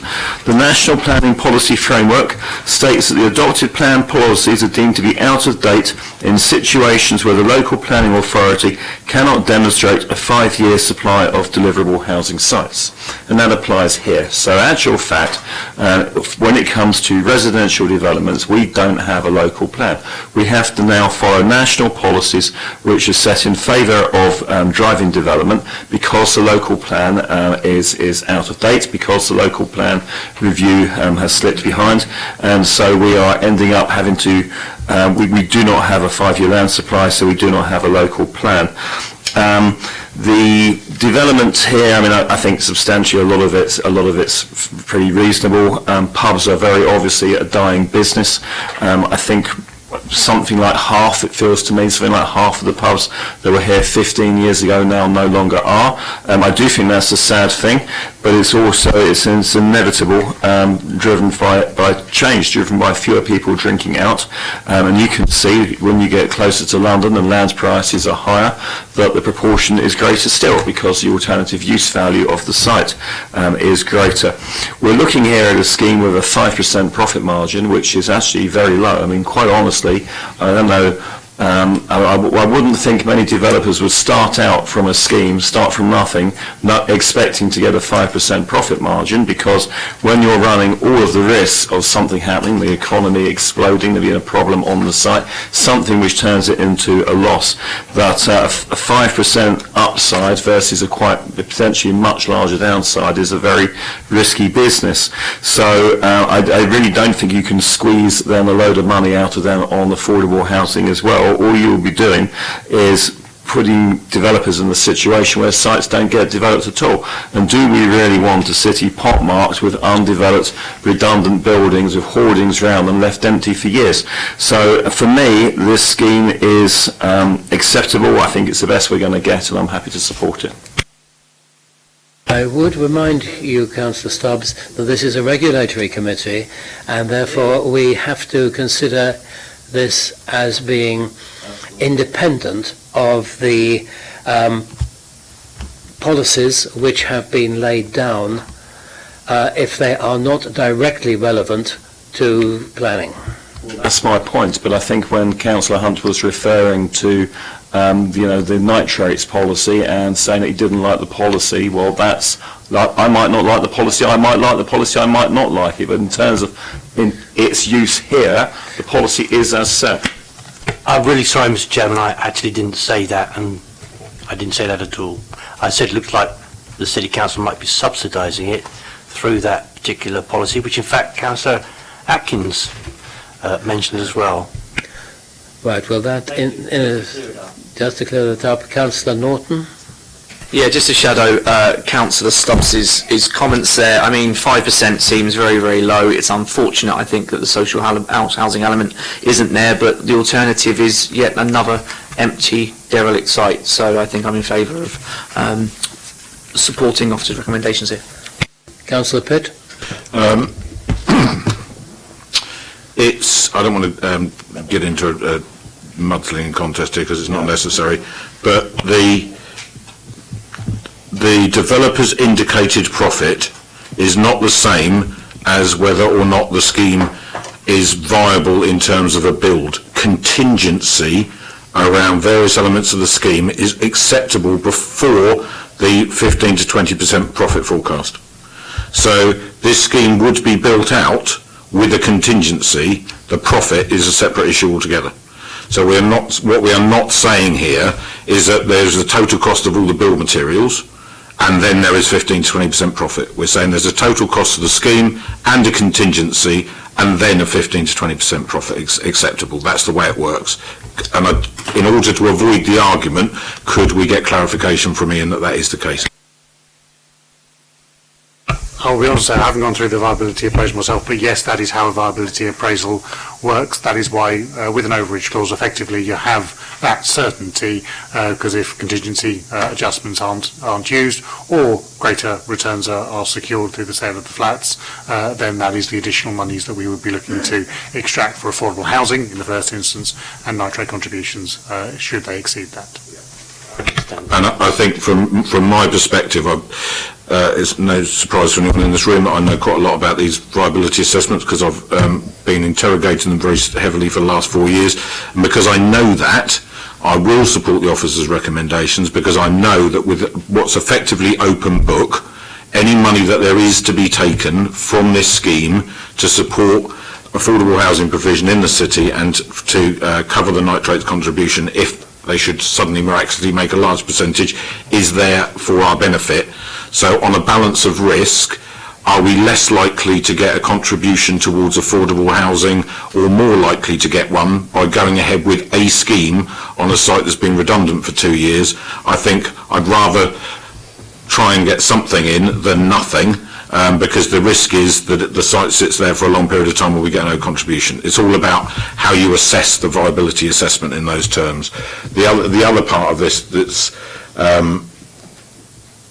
depressing is the fact that we appear to have a policy at the moment where whatever the reality of the situation, it is evident that the cost of building for developers is not in line with our requirements around affordability. And we've got an opportunity to address that in the Portsmouth plan coming forward. We need much better guidance in the MPPF because every time they review the thing they never make it any clearer, it just gets muddier. But if we are honestly in a position where to build 12 units, 2 of them aren't affordable, actually it's not a complicated site, the boundary bits are, but it's a block of land you can build a building on. And if that says that it's not affordable to get a couple of units in there, then we have a serious problem going forward. I just don't feel we address that problem by refusing this particular application now. We need to do it in a more strategic way because Councillor Hunt's 100% correct. We can't be subsidising developers by not asking them for a nitrates contribution, nor can we be accepting no contribution whatsoever towards affordable housing. But we need a policy that backs that up, and I don't think that's where we are at the moment, so I will support the officer's recommendation.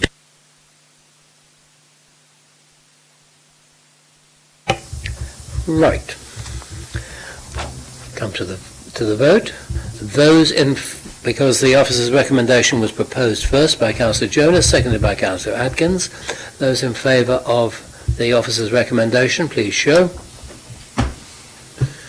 2, 3, 4, 5, 6. Those against, please show. 2. The officer's recommendation is carried. Thank you very much.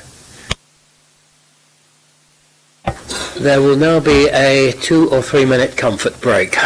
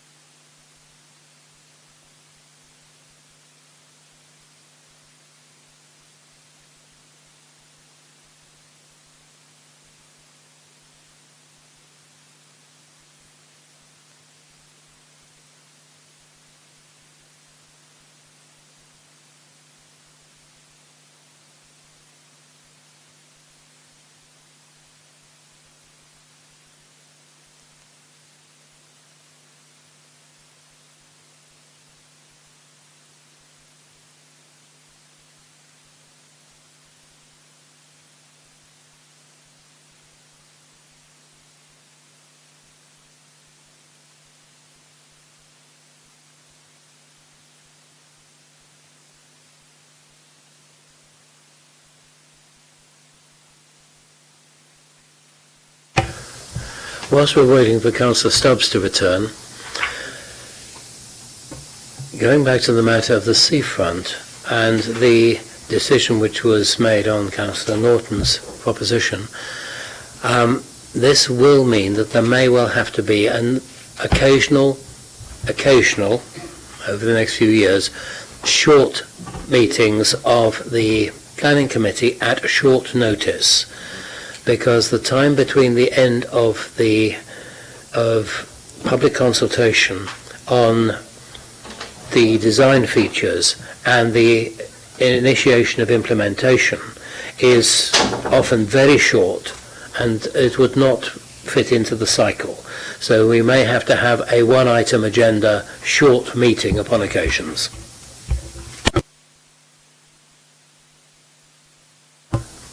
Right, we come now to item 7, the former Knight and Lee building, 5357 Palmerston Road.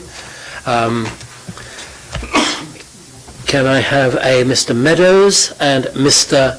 Tisdale to the table, please?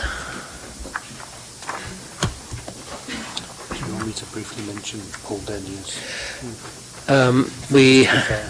Yes.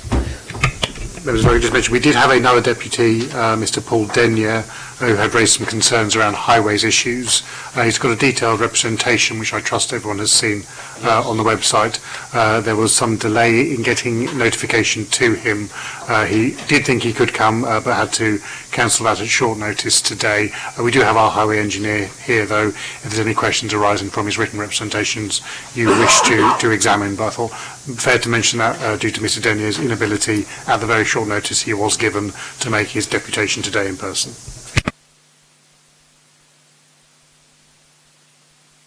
Printed.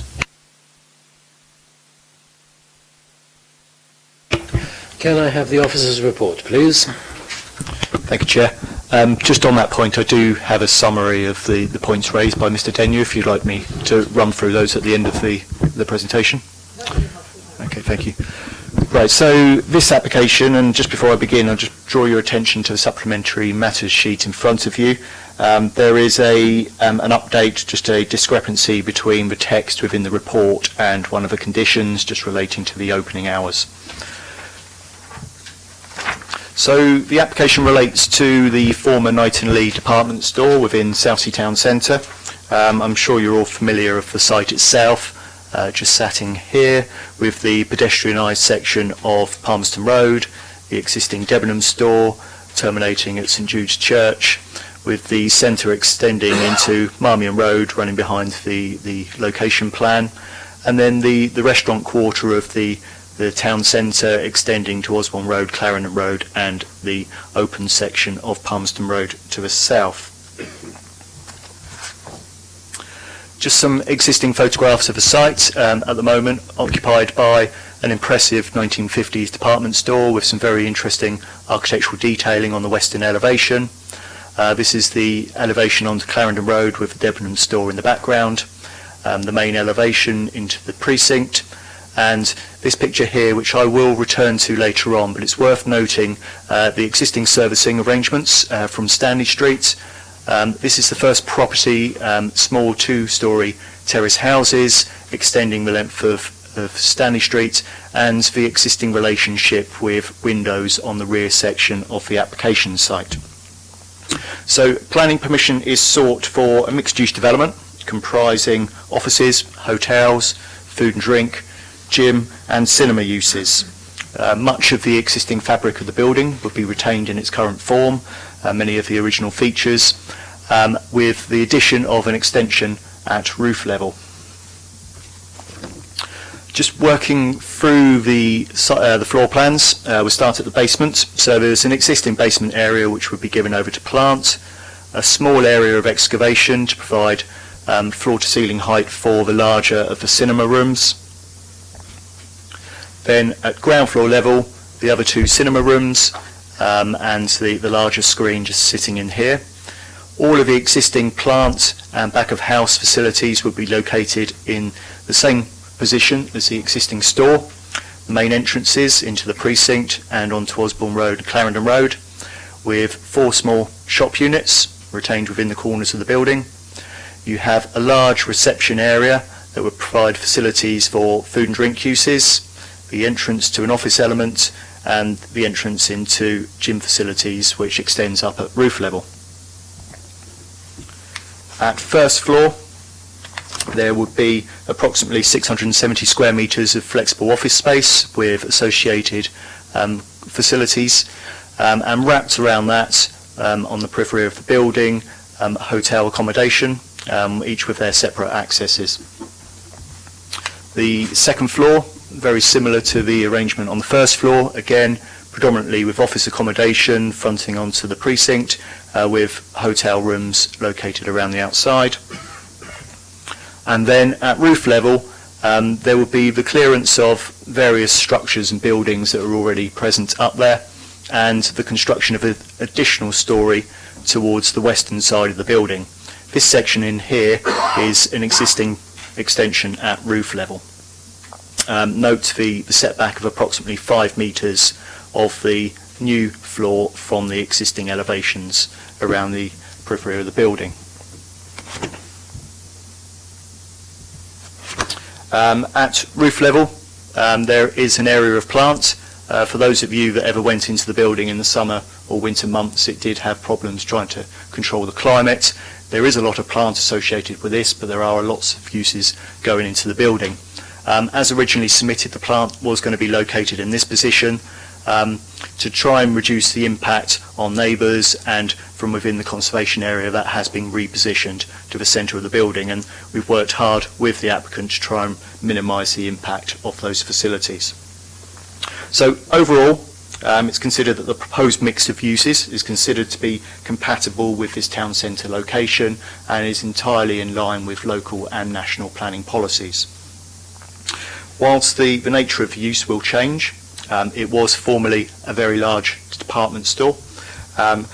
It's considered that the impacts associated with the bar, hotel, cinema uses can be controlled by planning conditions, and those are detailed within your report. Just moving on to the external alterations, again I'll try and point out, it's quite difficult to see from these images, but already there are some existing structures up at roof level. The additional storey kind of nestles in amongst those, with the notable exception of the plant enclosure up on the roof. This is the elevation that fronts into the Stanley Street conservation area, and you'll note that there is a very modest increase in the height of the building along much of these elevations, more in this area here, and then the plant that will be located at the top.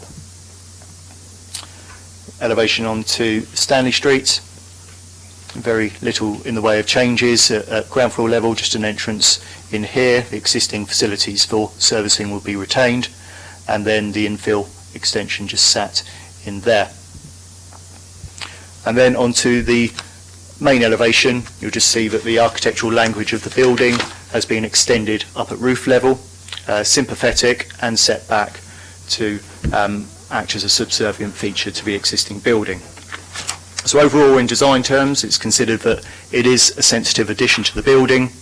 The exception to that is the plant enclosure, but is considered to be necessary, and it's considered that the overall benefits of the proposal would outweigh the less than substantial harm to the character and appearance of the adjoining Stanley Street conservation area. Just moving on, this is an indicative view of how the application site would be seen from just outside the NatWest Bank. So you can see, as a result of a setback, the impact of that additional storey is reduced. You will see a little bit of the plant enclosure, certainly from longer distance views and from other positions on Clarendon Road. And as you can see from within the precinct itself, those closer views, the third floor set back from the elevations is not going to be particularly noticeable. Now, just moving back to probably the two main issues for consideration that remain. This earlier image that I showed you was the rear elevation of the building and the windows that front into the properties that are located on Stanley Street. It is worth noting, though, that this is an existing large building. operating previously as a shop, although there are other uses that could have operated in there with more of an impact than it does currently. There are no new openings on those elevations, and whilst the nature of the use will change, it's not considered that an objection on overlooking or loss of privacy could be sustained on the basis that this is an existing relationship. The second main issue, and unfortunately Mr. Denyer would probably have wanted to touch on this, and as I say, I can summarise his representation in more detail, is the impact on the surrounding highway network. But again, the starting point is this is a large department store that's already located within a town centre location. The information that has been provided by the applicant is considered to be robust and proportionate to the scale of the development, and whilst there is some disagreement between Mr. Denyer and our own highways engineer, it's considered that the impact on the surrounding highway network would not be significant, and there is adequate parking within a reasonable walking distance of the application site not to result in significant harm. So overall, having regard to all the material matters, it's considered that the proposal would provide a positive and ambitious development that would contribute significantly to the viability of the Southsea Town Centre area. And as such, the application comes with a recommendation of conditional permission in line with the recommendations set out in page 85 of your report, which will be to address the matters of nitrates associated with the overnight stays of the hotel. Thank you, Chair.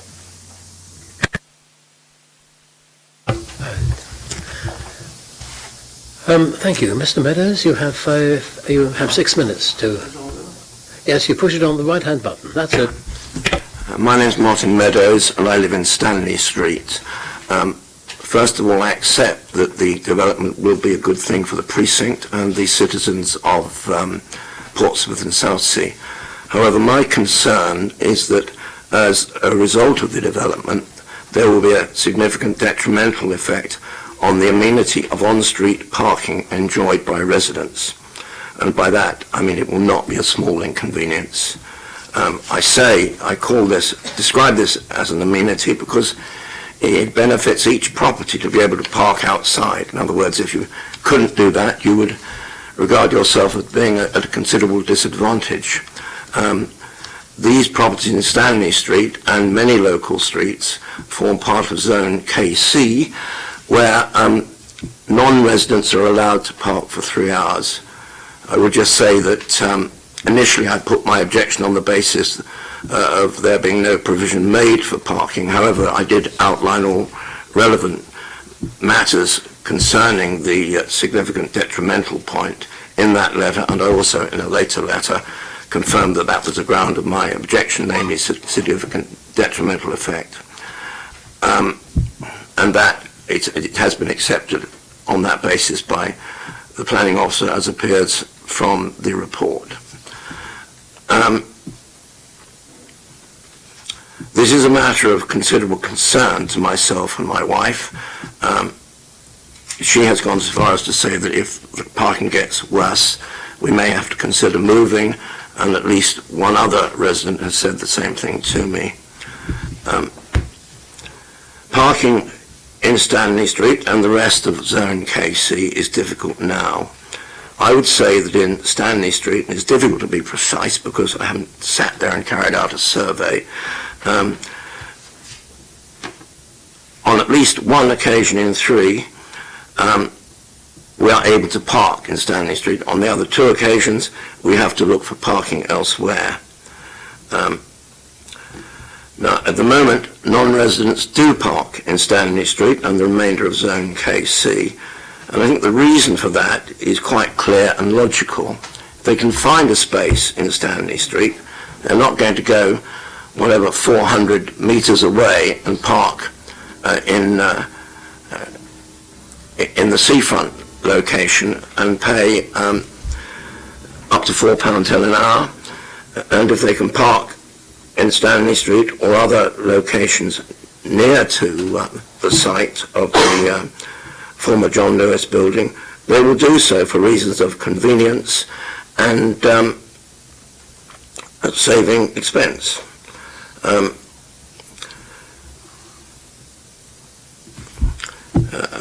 Why do I say that non-residents park? Well, what I say can only be a snapshot in time, but it's not uncommon for me to be in the street and see a car that parks and the driver then sets off towards the precinct, or I see a driver returning with shopping, or I see a commercial van that I've never seen before parked in the street. I think it's reasonable to conclude that quite a few times in every day there are non-residents parking in Stanley Street for the reasons that I have given. As a result of, let me first say that I would say that at least 5 streets in Zone KC are closer than most of the seafront zone appearing in the applicant's plan and suggested as available parking for the extra 22 or 28 parking places required. Certainly Stanley Street is adjacent to the site. Fontwell Road is not that far away. It's alongside the John Lewis car park. The consequence, I say, of creating anywhere between 22 and 28 parking place requirements as a result of the development is that many of those vehicles will try to park in Stanley Street and other parts of Zone KC. I would say also that this is definitely a problem, and that neither the applicant nor the council have said that there will be no such problem. So I suggest it's reasonable to conclude that what I'm saying about there being a parking problem in the future is correct. As a result of greater pressure on parking spaces, residents who hold permits for parking in KC, Zone KC, will have to spend more time finding a parking place if they can't park conveniently to their house. It is likely to be further away. In bad weather, it will be unpleasant, and at its very worst, it could result in having to pay meter charges. I would say that it would not be uncommon when conditions are very difficult, as I assume they will be, it would not be uncommon to have to spend 15 minutes on a round trip parking a car. You're coming to the end of your time, Mr. Am I? Yes. Okay, well, the only other things I would like to say is that at some time in the future, it looks likely that Avenue de Calme will be pedestrianised, and that would result in the loss of a quarter of the spaces. The other point is that some local residents are able to park in the Waitrose Park, but my understanding is only a comparatively few people who live close to that car park, and it's only for overnight parking, so they can't come and go during the day. So that situation exists now, will still exist after planning consent is granted, assuming that it is, and therefore it has a neutral effect. Also, on that point, the facility that John Lewis customers had to park in Waitrose car park no longer exists, because the building is in different ownership from the owners of Waitrose car park. Right, thank you. You have concluded. You've used up your time. I've tried to, yes. Okay. So we come on to the next deputation, which is from Mr. Mark Holman. If you could press the right-hand button, please, Mr. Holman. And Mr. Meadows, that's off? Sorry? Sorry, Mr. Tis. It's all right. Yes, that's fine. It's just I'm getting old and forgetful about these things. Thank you. It's been a long day, I think, for you. Good afternoon, everyone.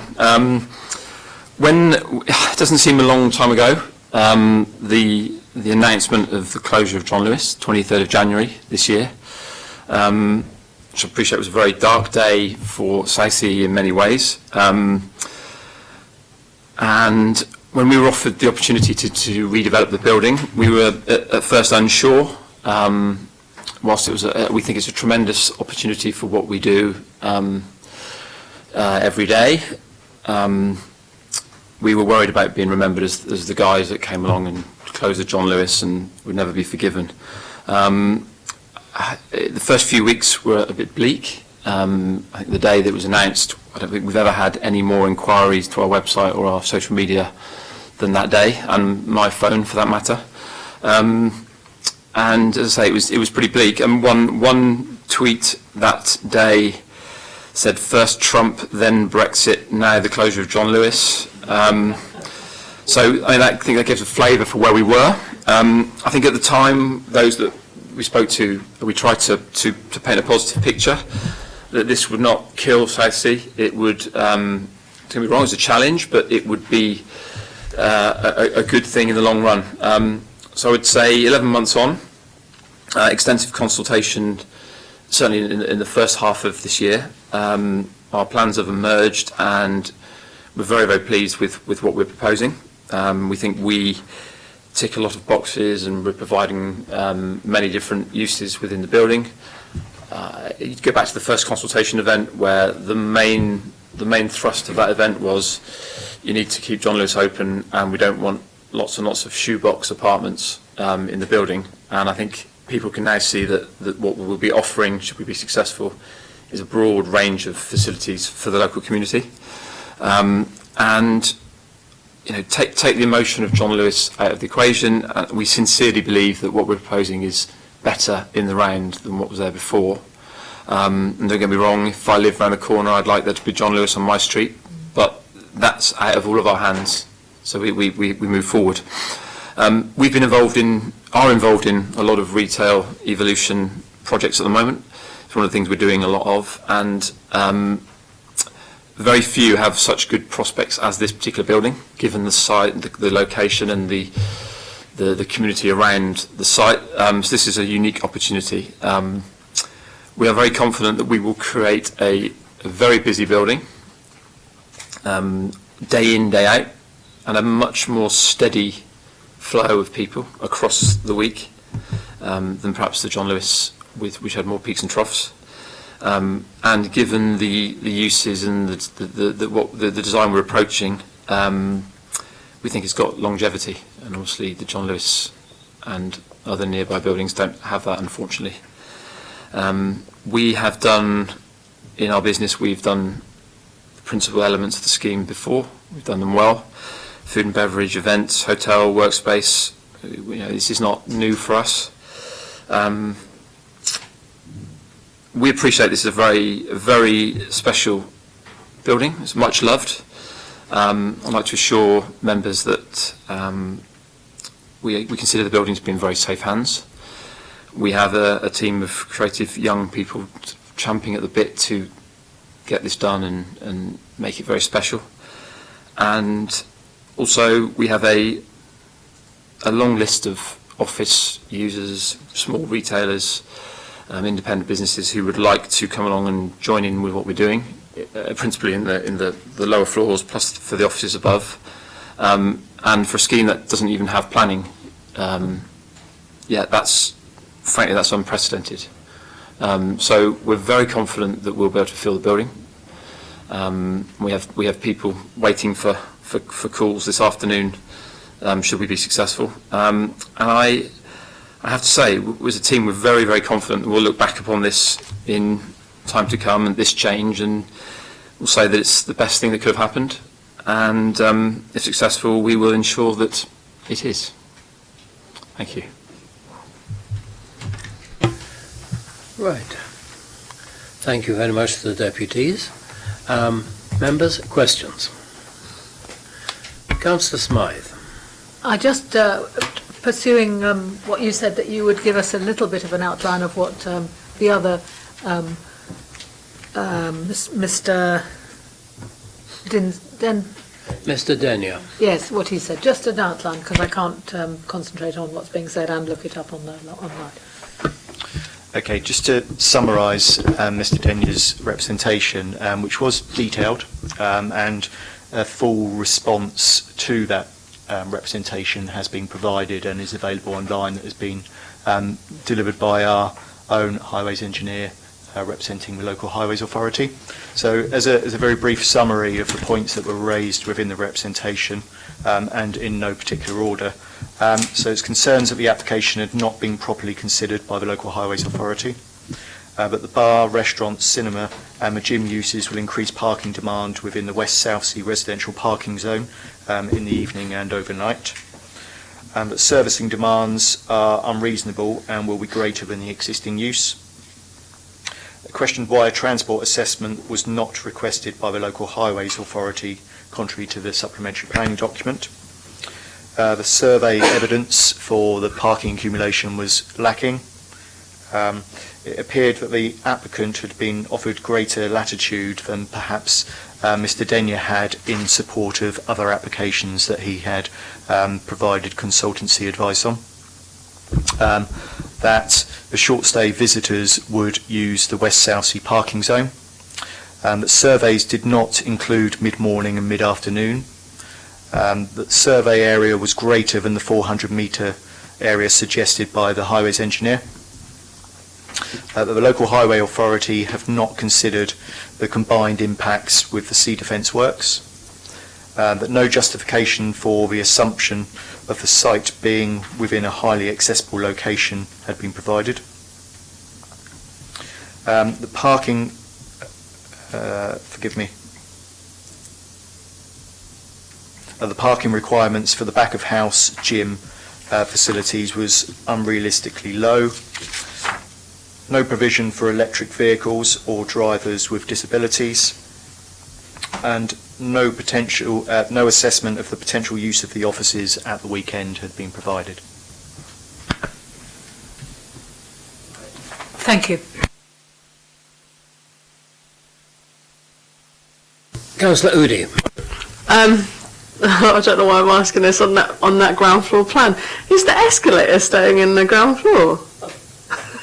Obviously I can't see it from a bit. It kind of looks like it might still be there in that picture.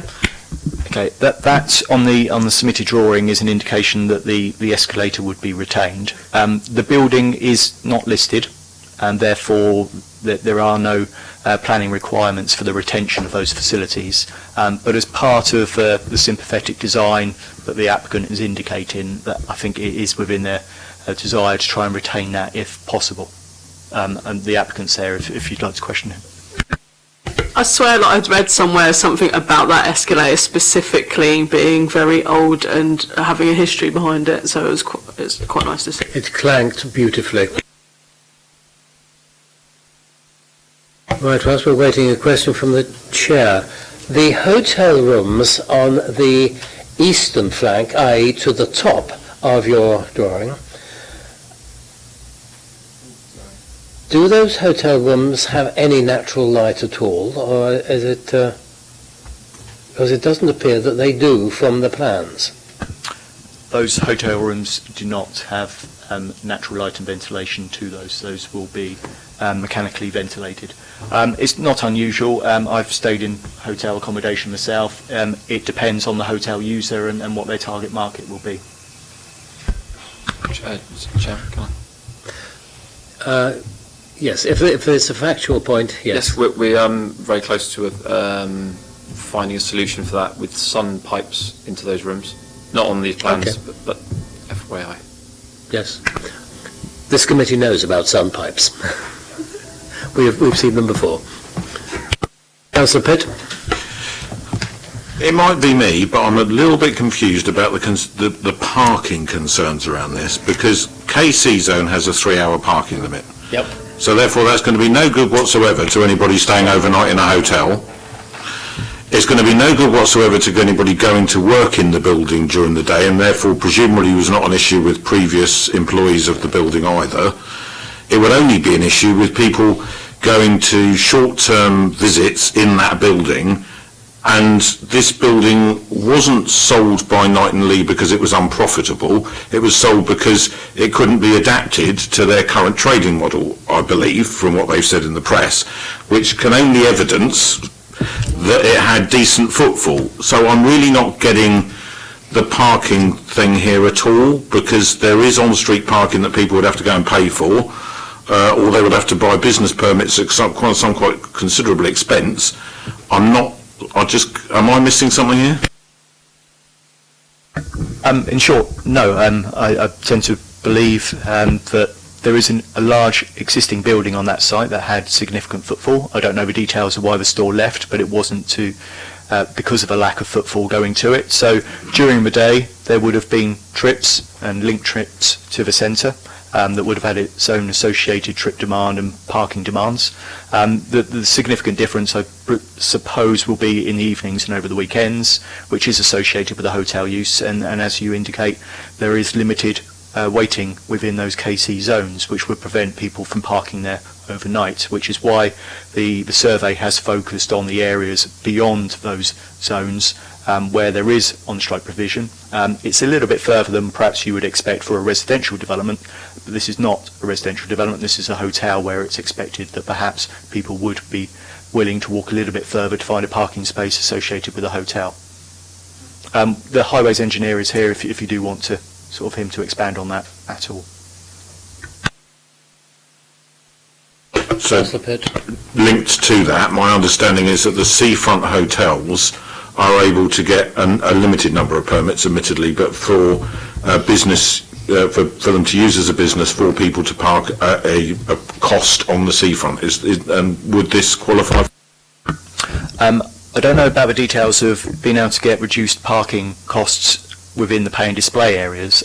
We have checked to see whether the hotel would be entitled to permits within the residents' parking zone, and the answer to that is no, because of the number of rooms associated with the hotel. That is the case with smaller guest houses, but not with larger hotels. Okay, that's helpful.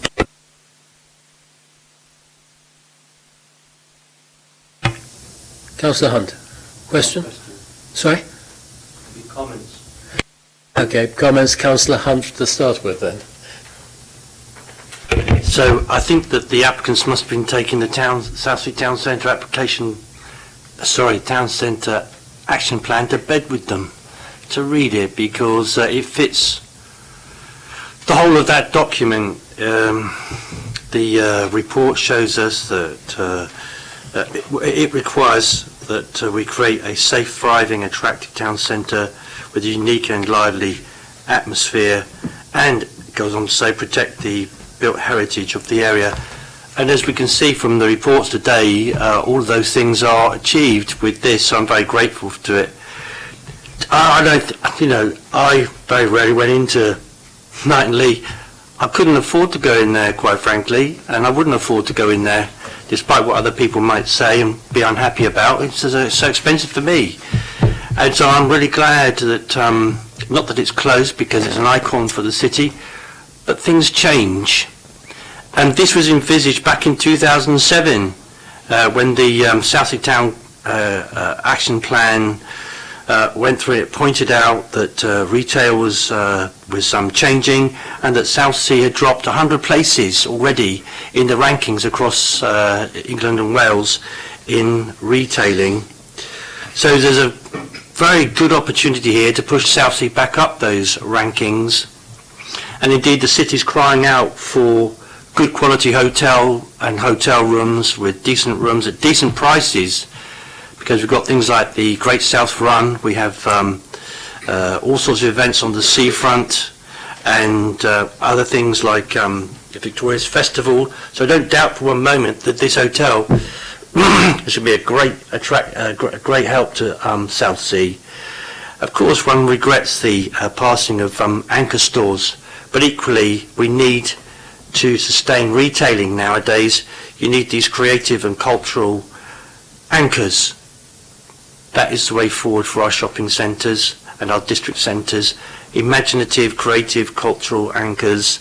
This looks like it's going to achieve it. I think we should be relieved, and I hope people across Southsea will be relieved, that we've got somebody coming in so quickly to do so much good work. And when I first saw the picture that came up there and I saw that little run around the top, it gave it that nice sort of retro decorate look to the building, which we're going to see in a moment. So it's lifted the building up already, and it's quite a striking building, isn't it? You know, particularly on a sunny day. I think I'm very content to move the officers' recommendations. I think it's an opportunity for Southsea. It's very sad that Knightley have gone. It's very sad that Debenhams are closing down. But when something dies, something always comes. And the great thing about this city is it always rises. Something always comes out of it. And that's been one of the great strengths of our city. And this I hope, and I'm sure, I just feel sure listening today, can't guarantee it, but I just feel sure today that a lot of good will come out of this demise of Knightley. Do I have a seconder? A seconder is Councillor Stubbs. Do you wish to speak at this point, Councillor Stubbs? Yes, thank you, Chairman. I mean, just to go back to the Southsea Town Centre Action Plan dating, well, I think it says in the report it's 12 years old. It was sort of accurate and wasn't at the same time, because while it did indeed make reference to decline in retail in Southsea Town Centre and look towards whatever uses might be possible, the assumption behind that was because 1 million square feet of retail was going to be built in the city centre, and that was what was going to have the effect. But of course, in the intervening time, the world has changed dramatically, and as it is, we've ended up with a decline in the city centre and a decline in the Southsea. But I guess that's just the world we live in today. The application, though, we have is very good. Look, let's be realistic about this as well. If an application had come in to convert the whole thing into flats with a small amount of active frontage around the side, we would have to give it, and if we didn't give it, it would go straight through on appeal. So that's the starting point for assessing any application. And in fact, this one is a lot better than that. I mean, it brings in all sorts of positive uses, employment uses, other things which will continue to drive footfall into Southsea Town Centre. And it is noticeable, by the way, that the footfall for Palmerston Road is down 16% year on year, which is an awfully big drop. And, you know, it probably does reflect the closure of that store. And we may well see, when Debenhams closes next year, a further sizable drop. But at least we've got something here which gives hope that other people will come into the area to take their place, that we've been moving towards this cafe model. There's any number of places where you can buy a coffee within a quarter of a mile of there. But of course, for those businesses to be viable, you've got to be there in the first place. It's got to be something to bring you in. And I suspect a coffee shop on its own might not be enough. So having something which provides some movement there, some reason to come to the area, it's a very good thing. I do take the point about parking, but as I said, if this was a housing scheme, realistically, we would be granting it. So, you know, this is a good outcome. Councillor Norton. Yes, thank you, Chair. Just to sort of shadow again what's been said today, I'm not massively convinced that a small screen cinema and a hotel with no parking or no natural light can work there. However, I will hope that we have relentless optimism that this can be marketed in such a way and really be popular, because I think the rest of it is fantastic. It seems like a really sensible application here, but the huge success will be the quick turnaround. I think to get this done, and through within a year is fantastic. So I think I'm going to support. Sorry? Yes, I know you did. Councillor Uli first, then Councillor Pitt. I've got a few points. I'm trying not to be really negative about it at all, because I do support the scheme quite a lot. As someone who's about to submit a PhD idea on film, I'm so desperate for another cinema in Portsmouth. It's unreal. I did make a point during our planning briefing yesterday. I was like, why can't it close at like 2-3 in the morning? Because I'm a fan of midnight screenings, but apparently that's not going to work. And I'm chair of licensing, and I think my licensing officers would be very upset if that happened as well. With Southsea, whilst we have the figures about 16% down year on year on trading, I wrote an article for a local news website about the death of John Lewis is the evolution of the high street, because we're looking to more cultural means, and you just knew what was happening and you just hit the nail on the head, and you're coming in, and Southsea is vastly becoming kind of like the cultural capital of the city. Debenhams is going, and I don't see particularly too much pain over it. I did used to joke for people that have been to Berghain in Berlin that we could have a Southsea Berghain. That'd be really cool, but that wouldn't happen. I just want to make a point that I feel like Southsea High Street in general is kind of not really like a high street anymore, and it has evolved and it's evolving into something else, and that we need to save high streets in Portsmouth, but let's keep the nice, well, not the nice lovely stuff, but like the cultural capital is obviously going to be Southsea, but we need to be looking northwards in the city right now. But thank you for giving us a cinema, that's what I'm really happy about. Cheers.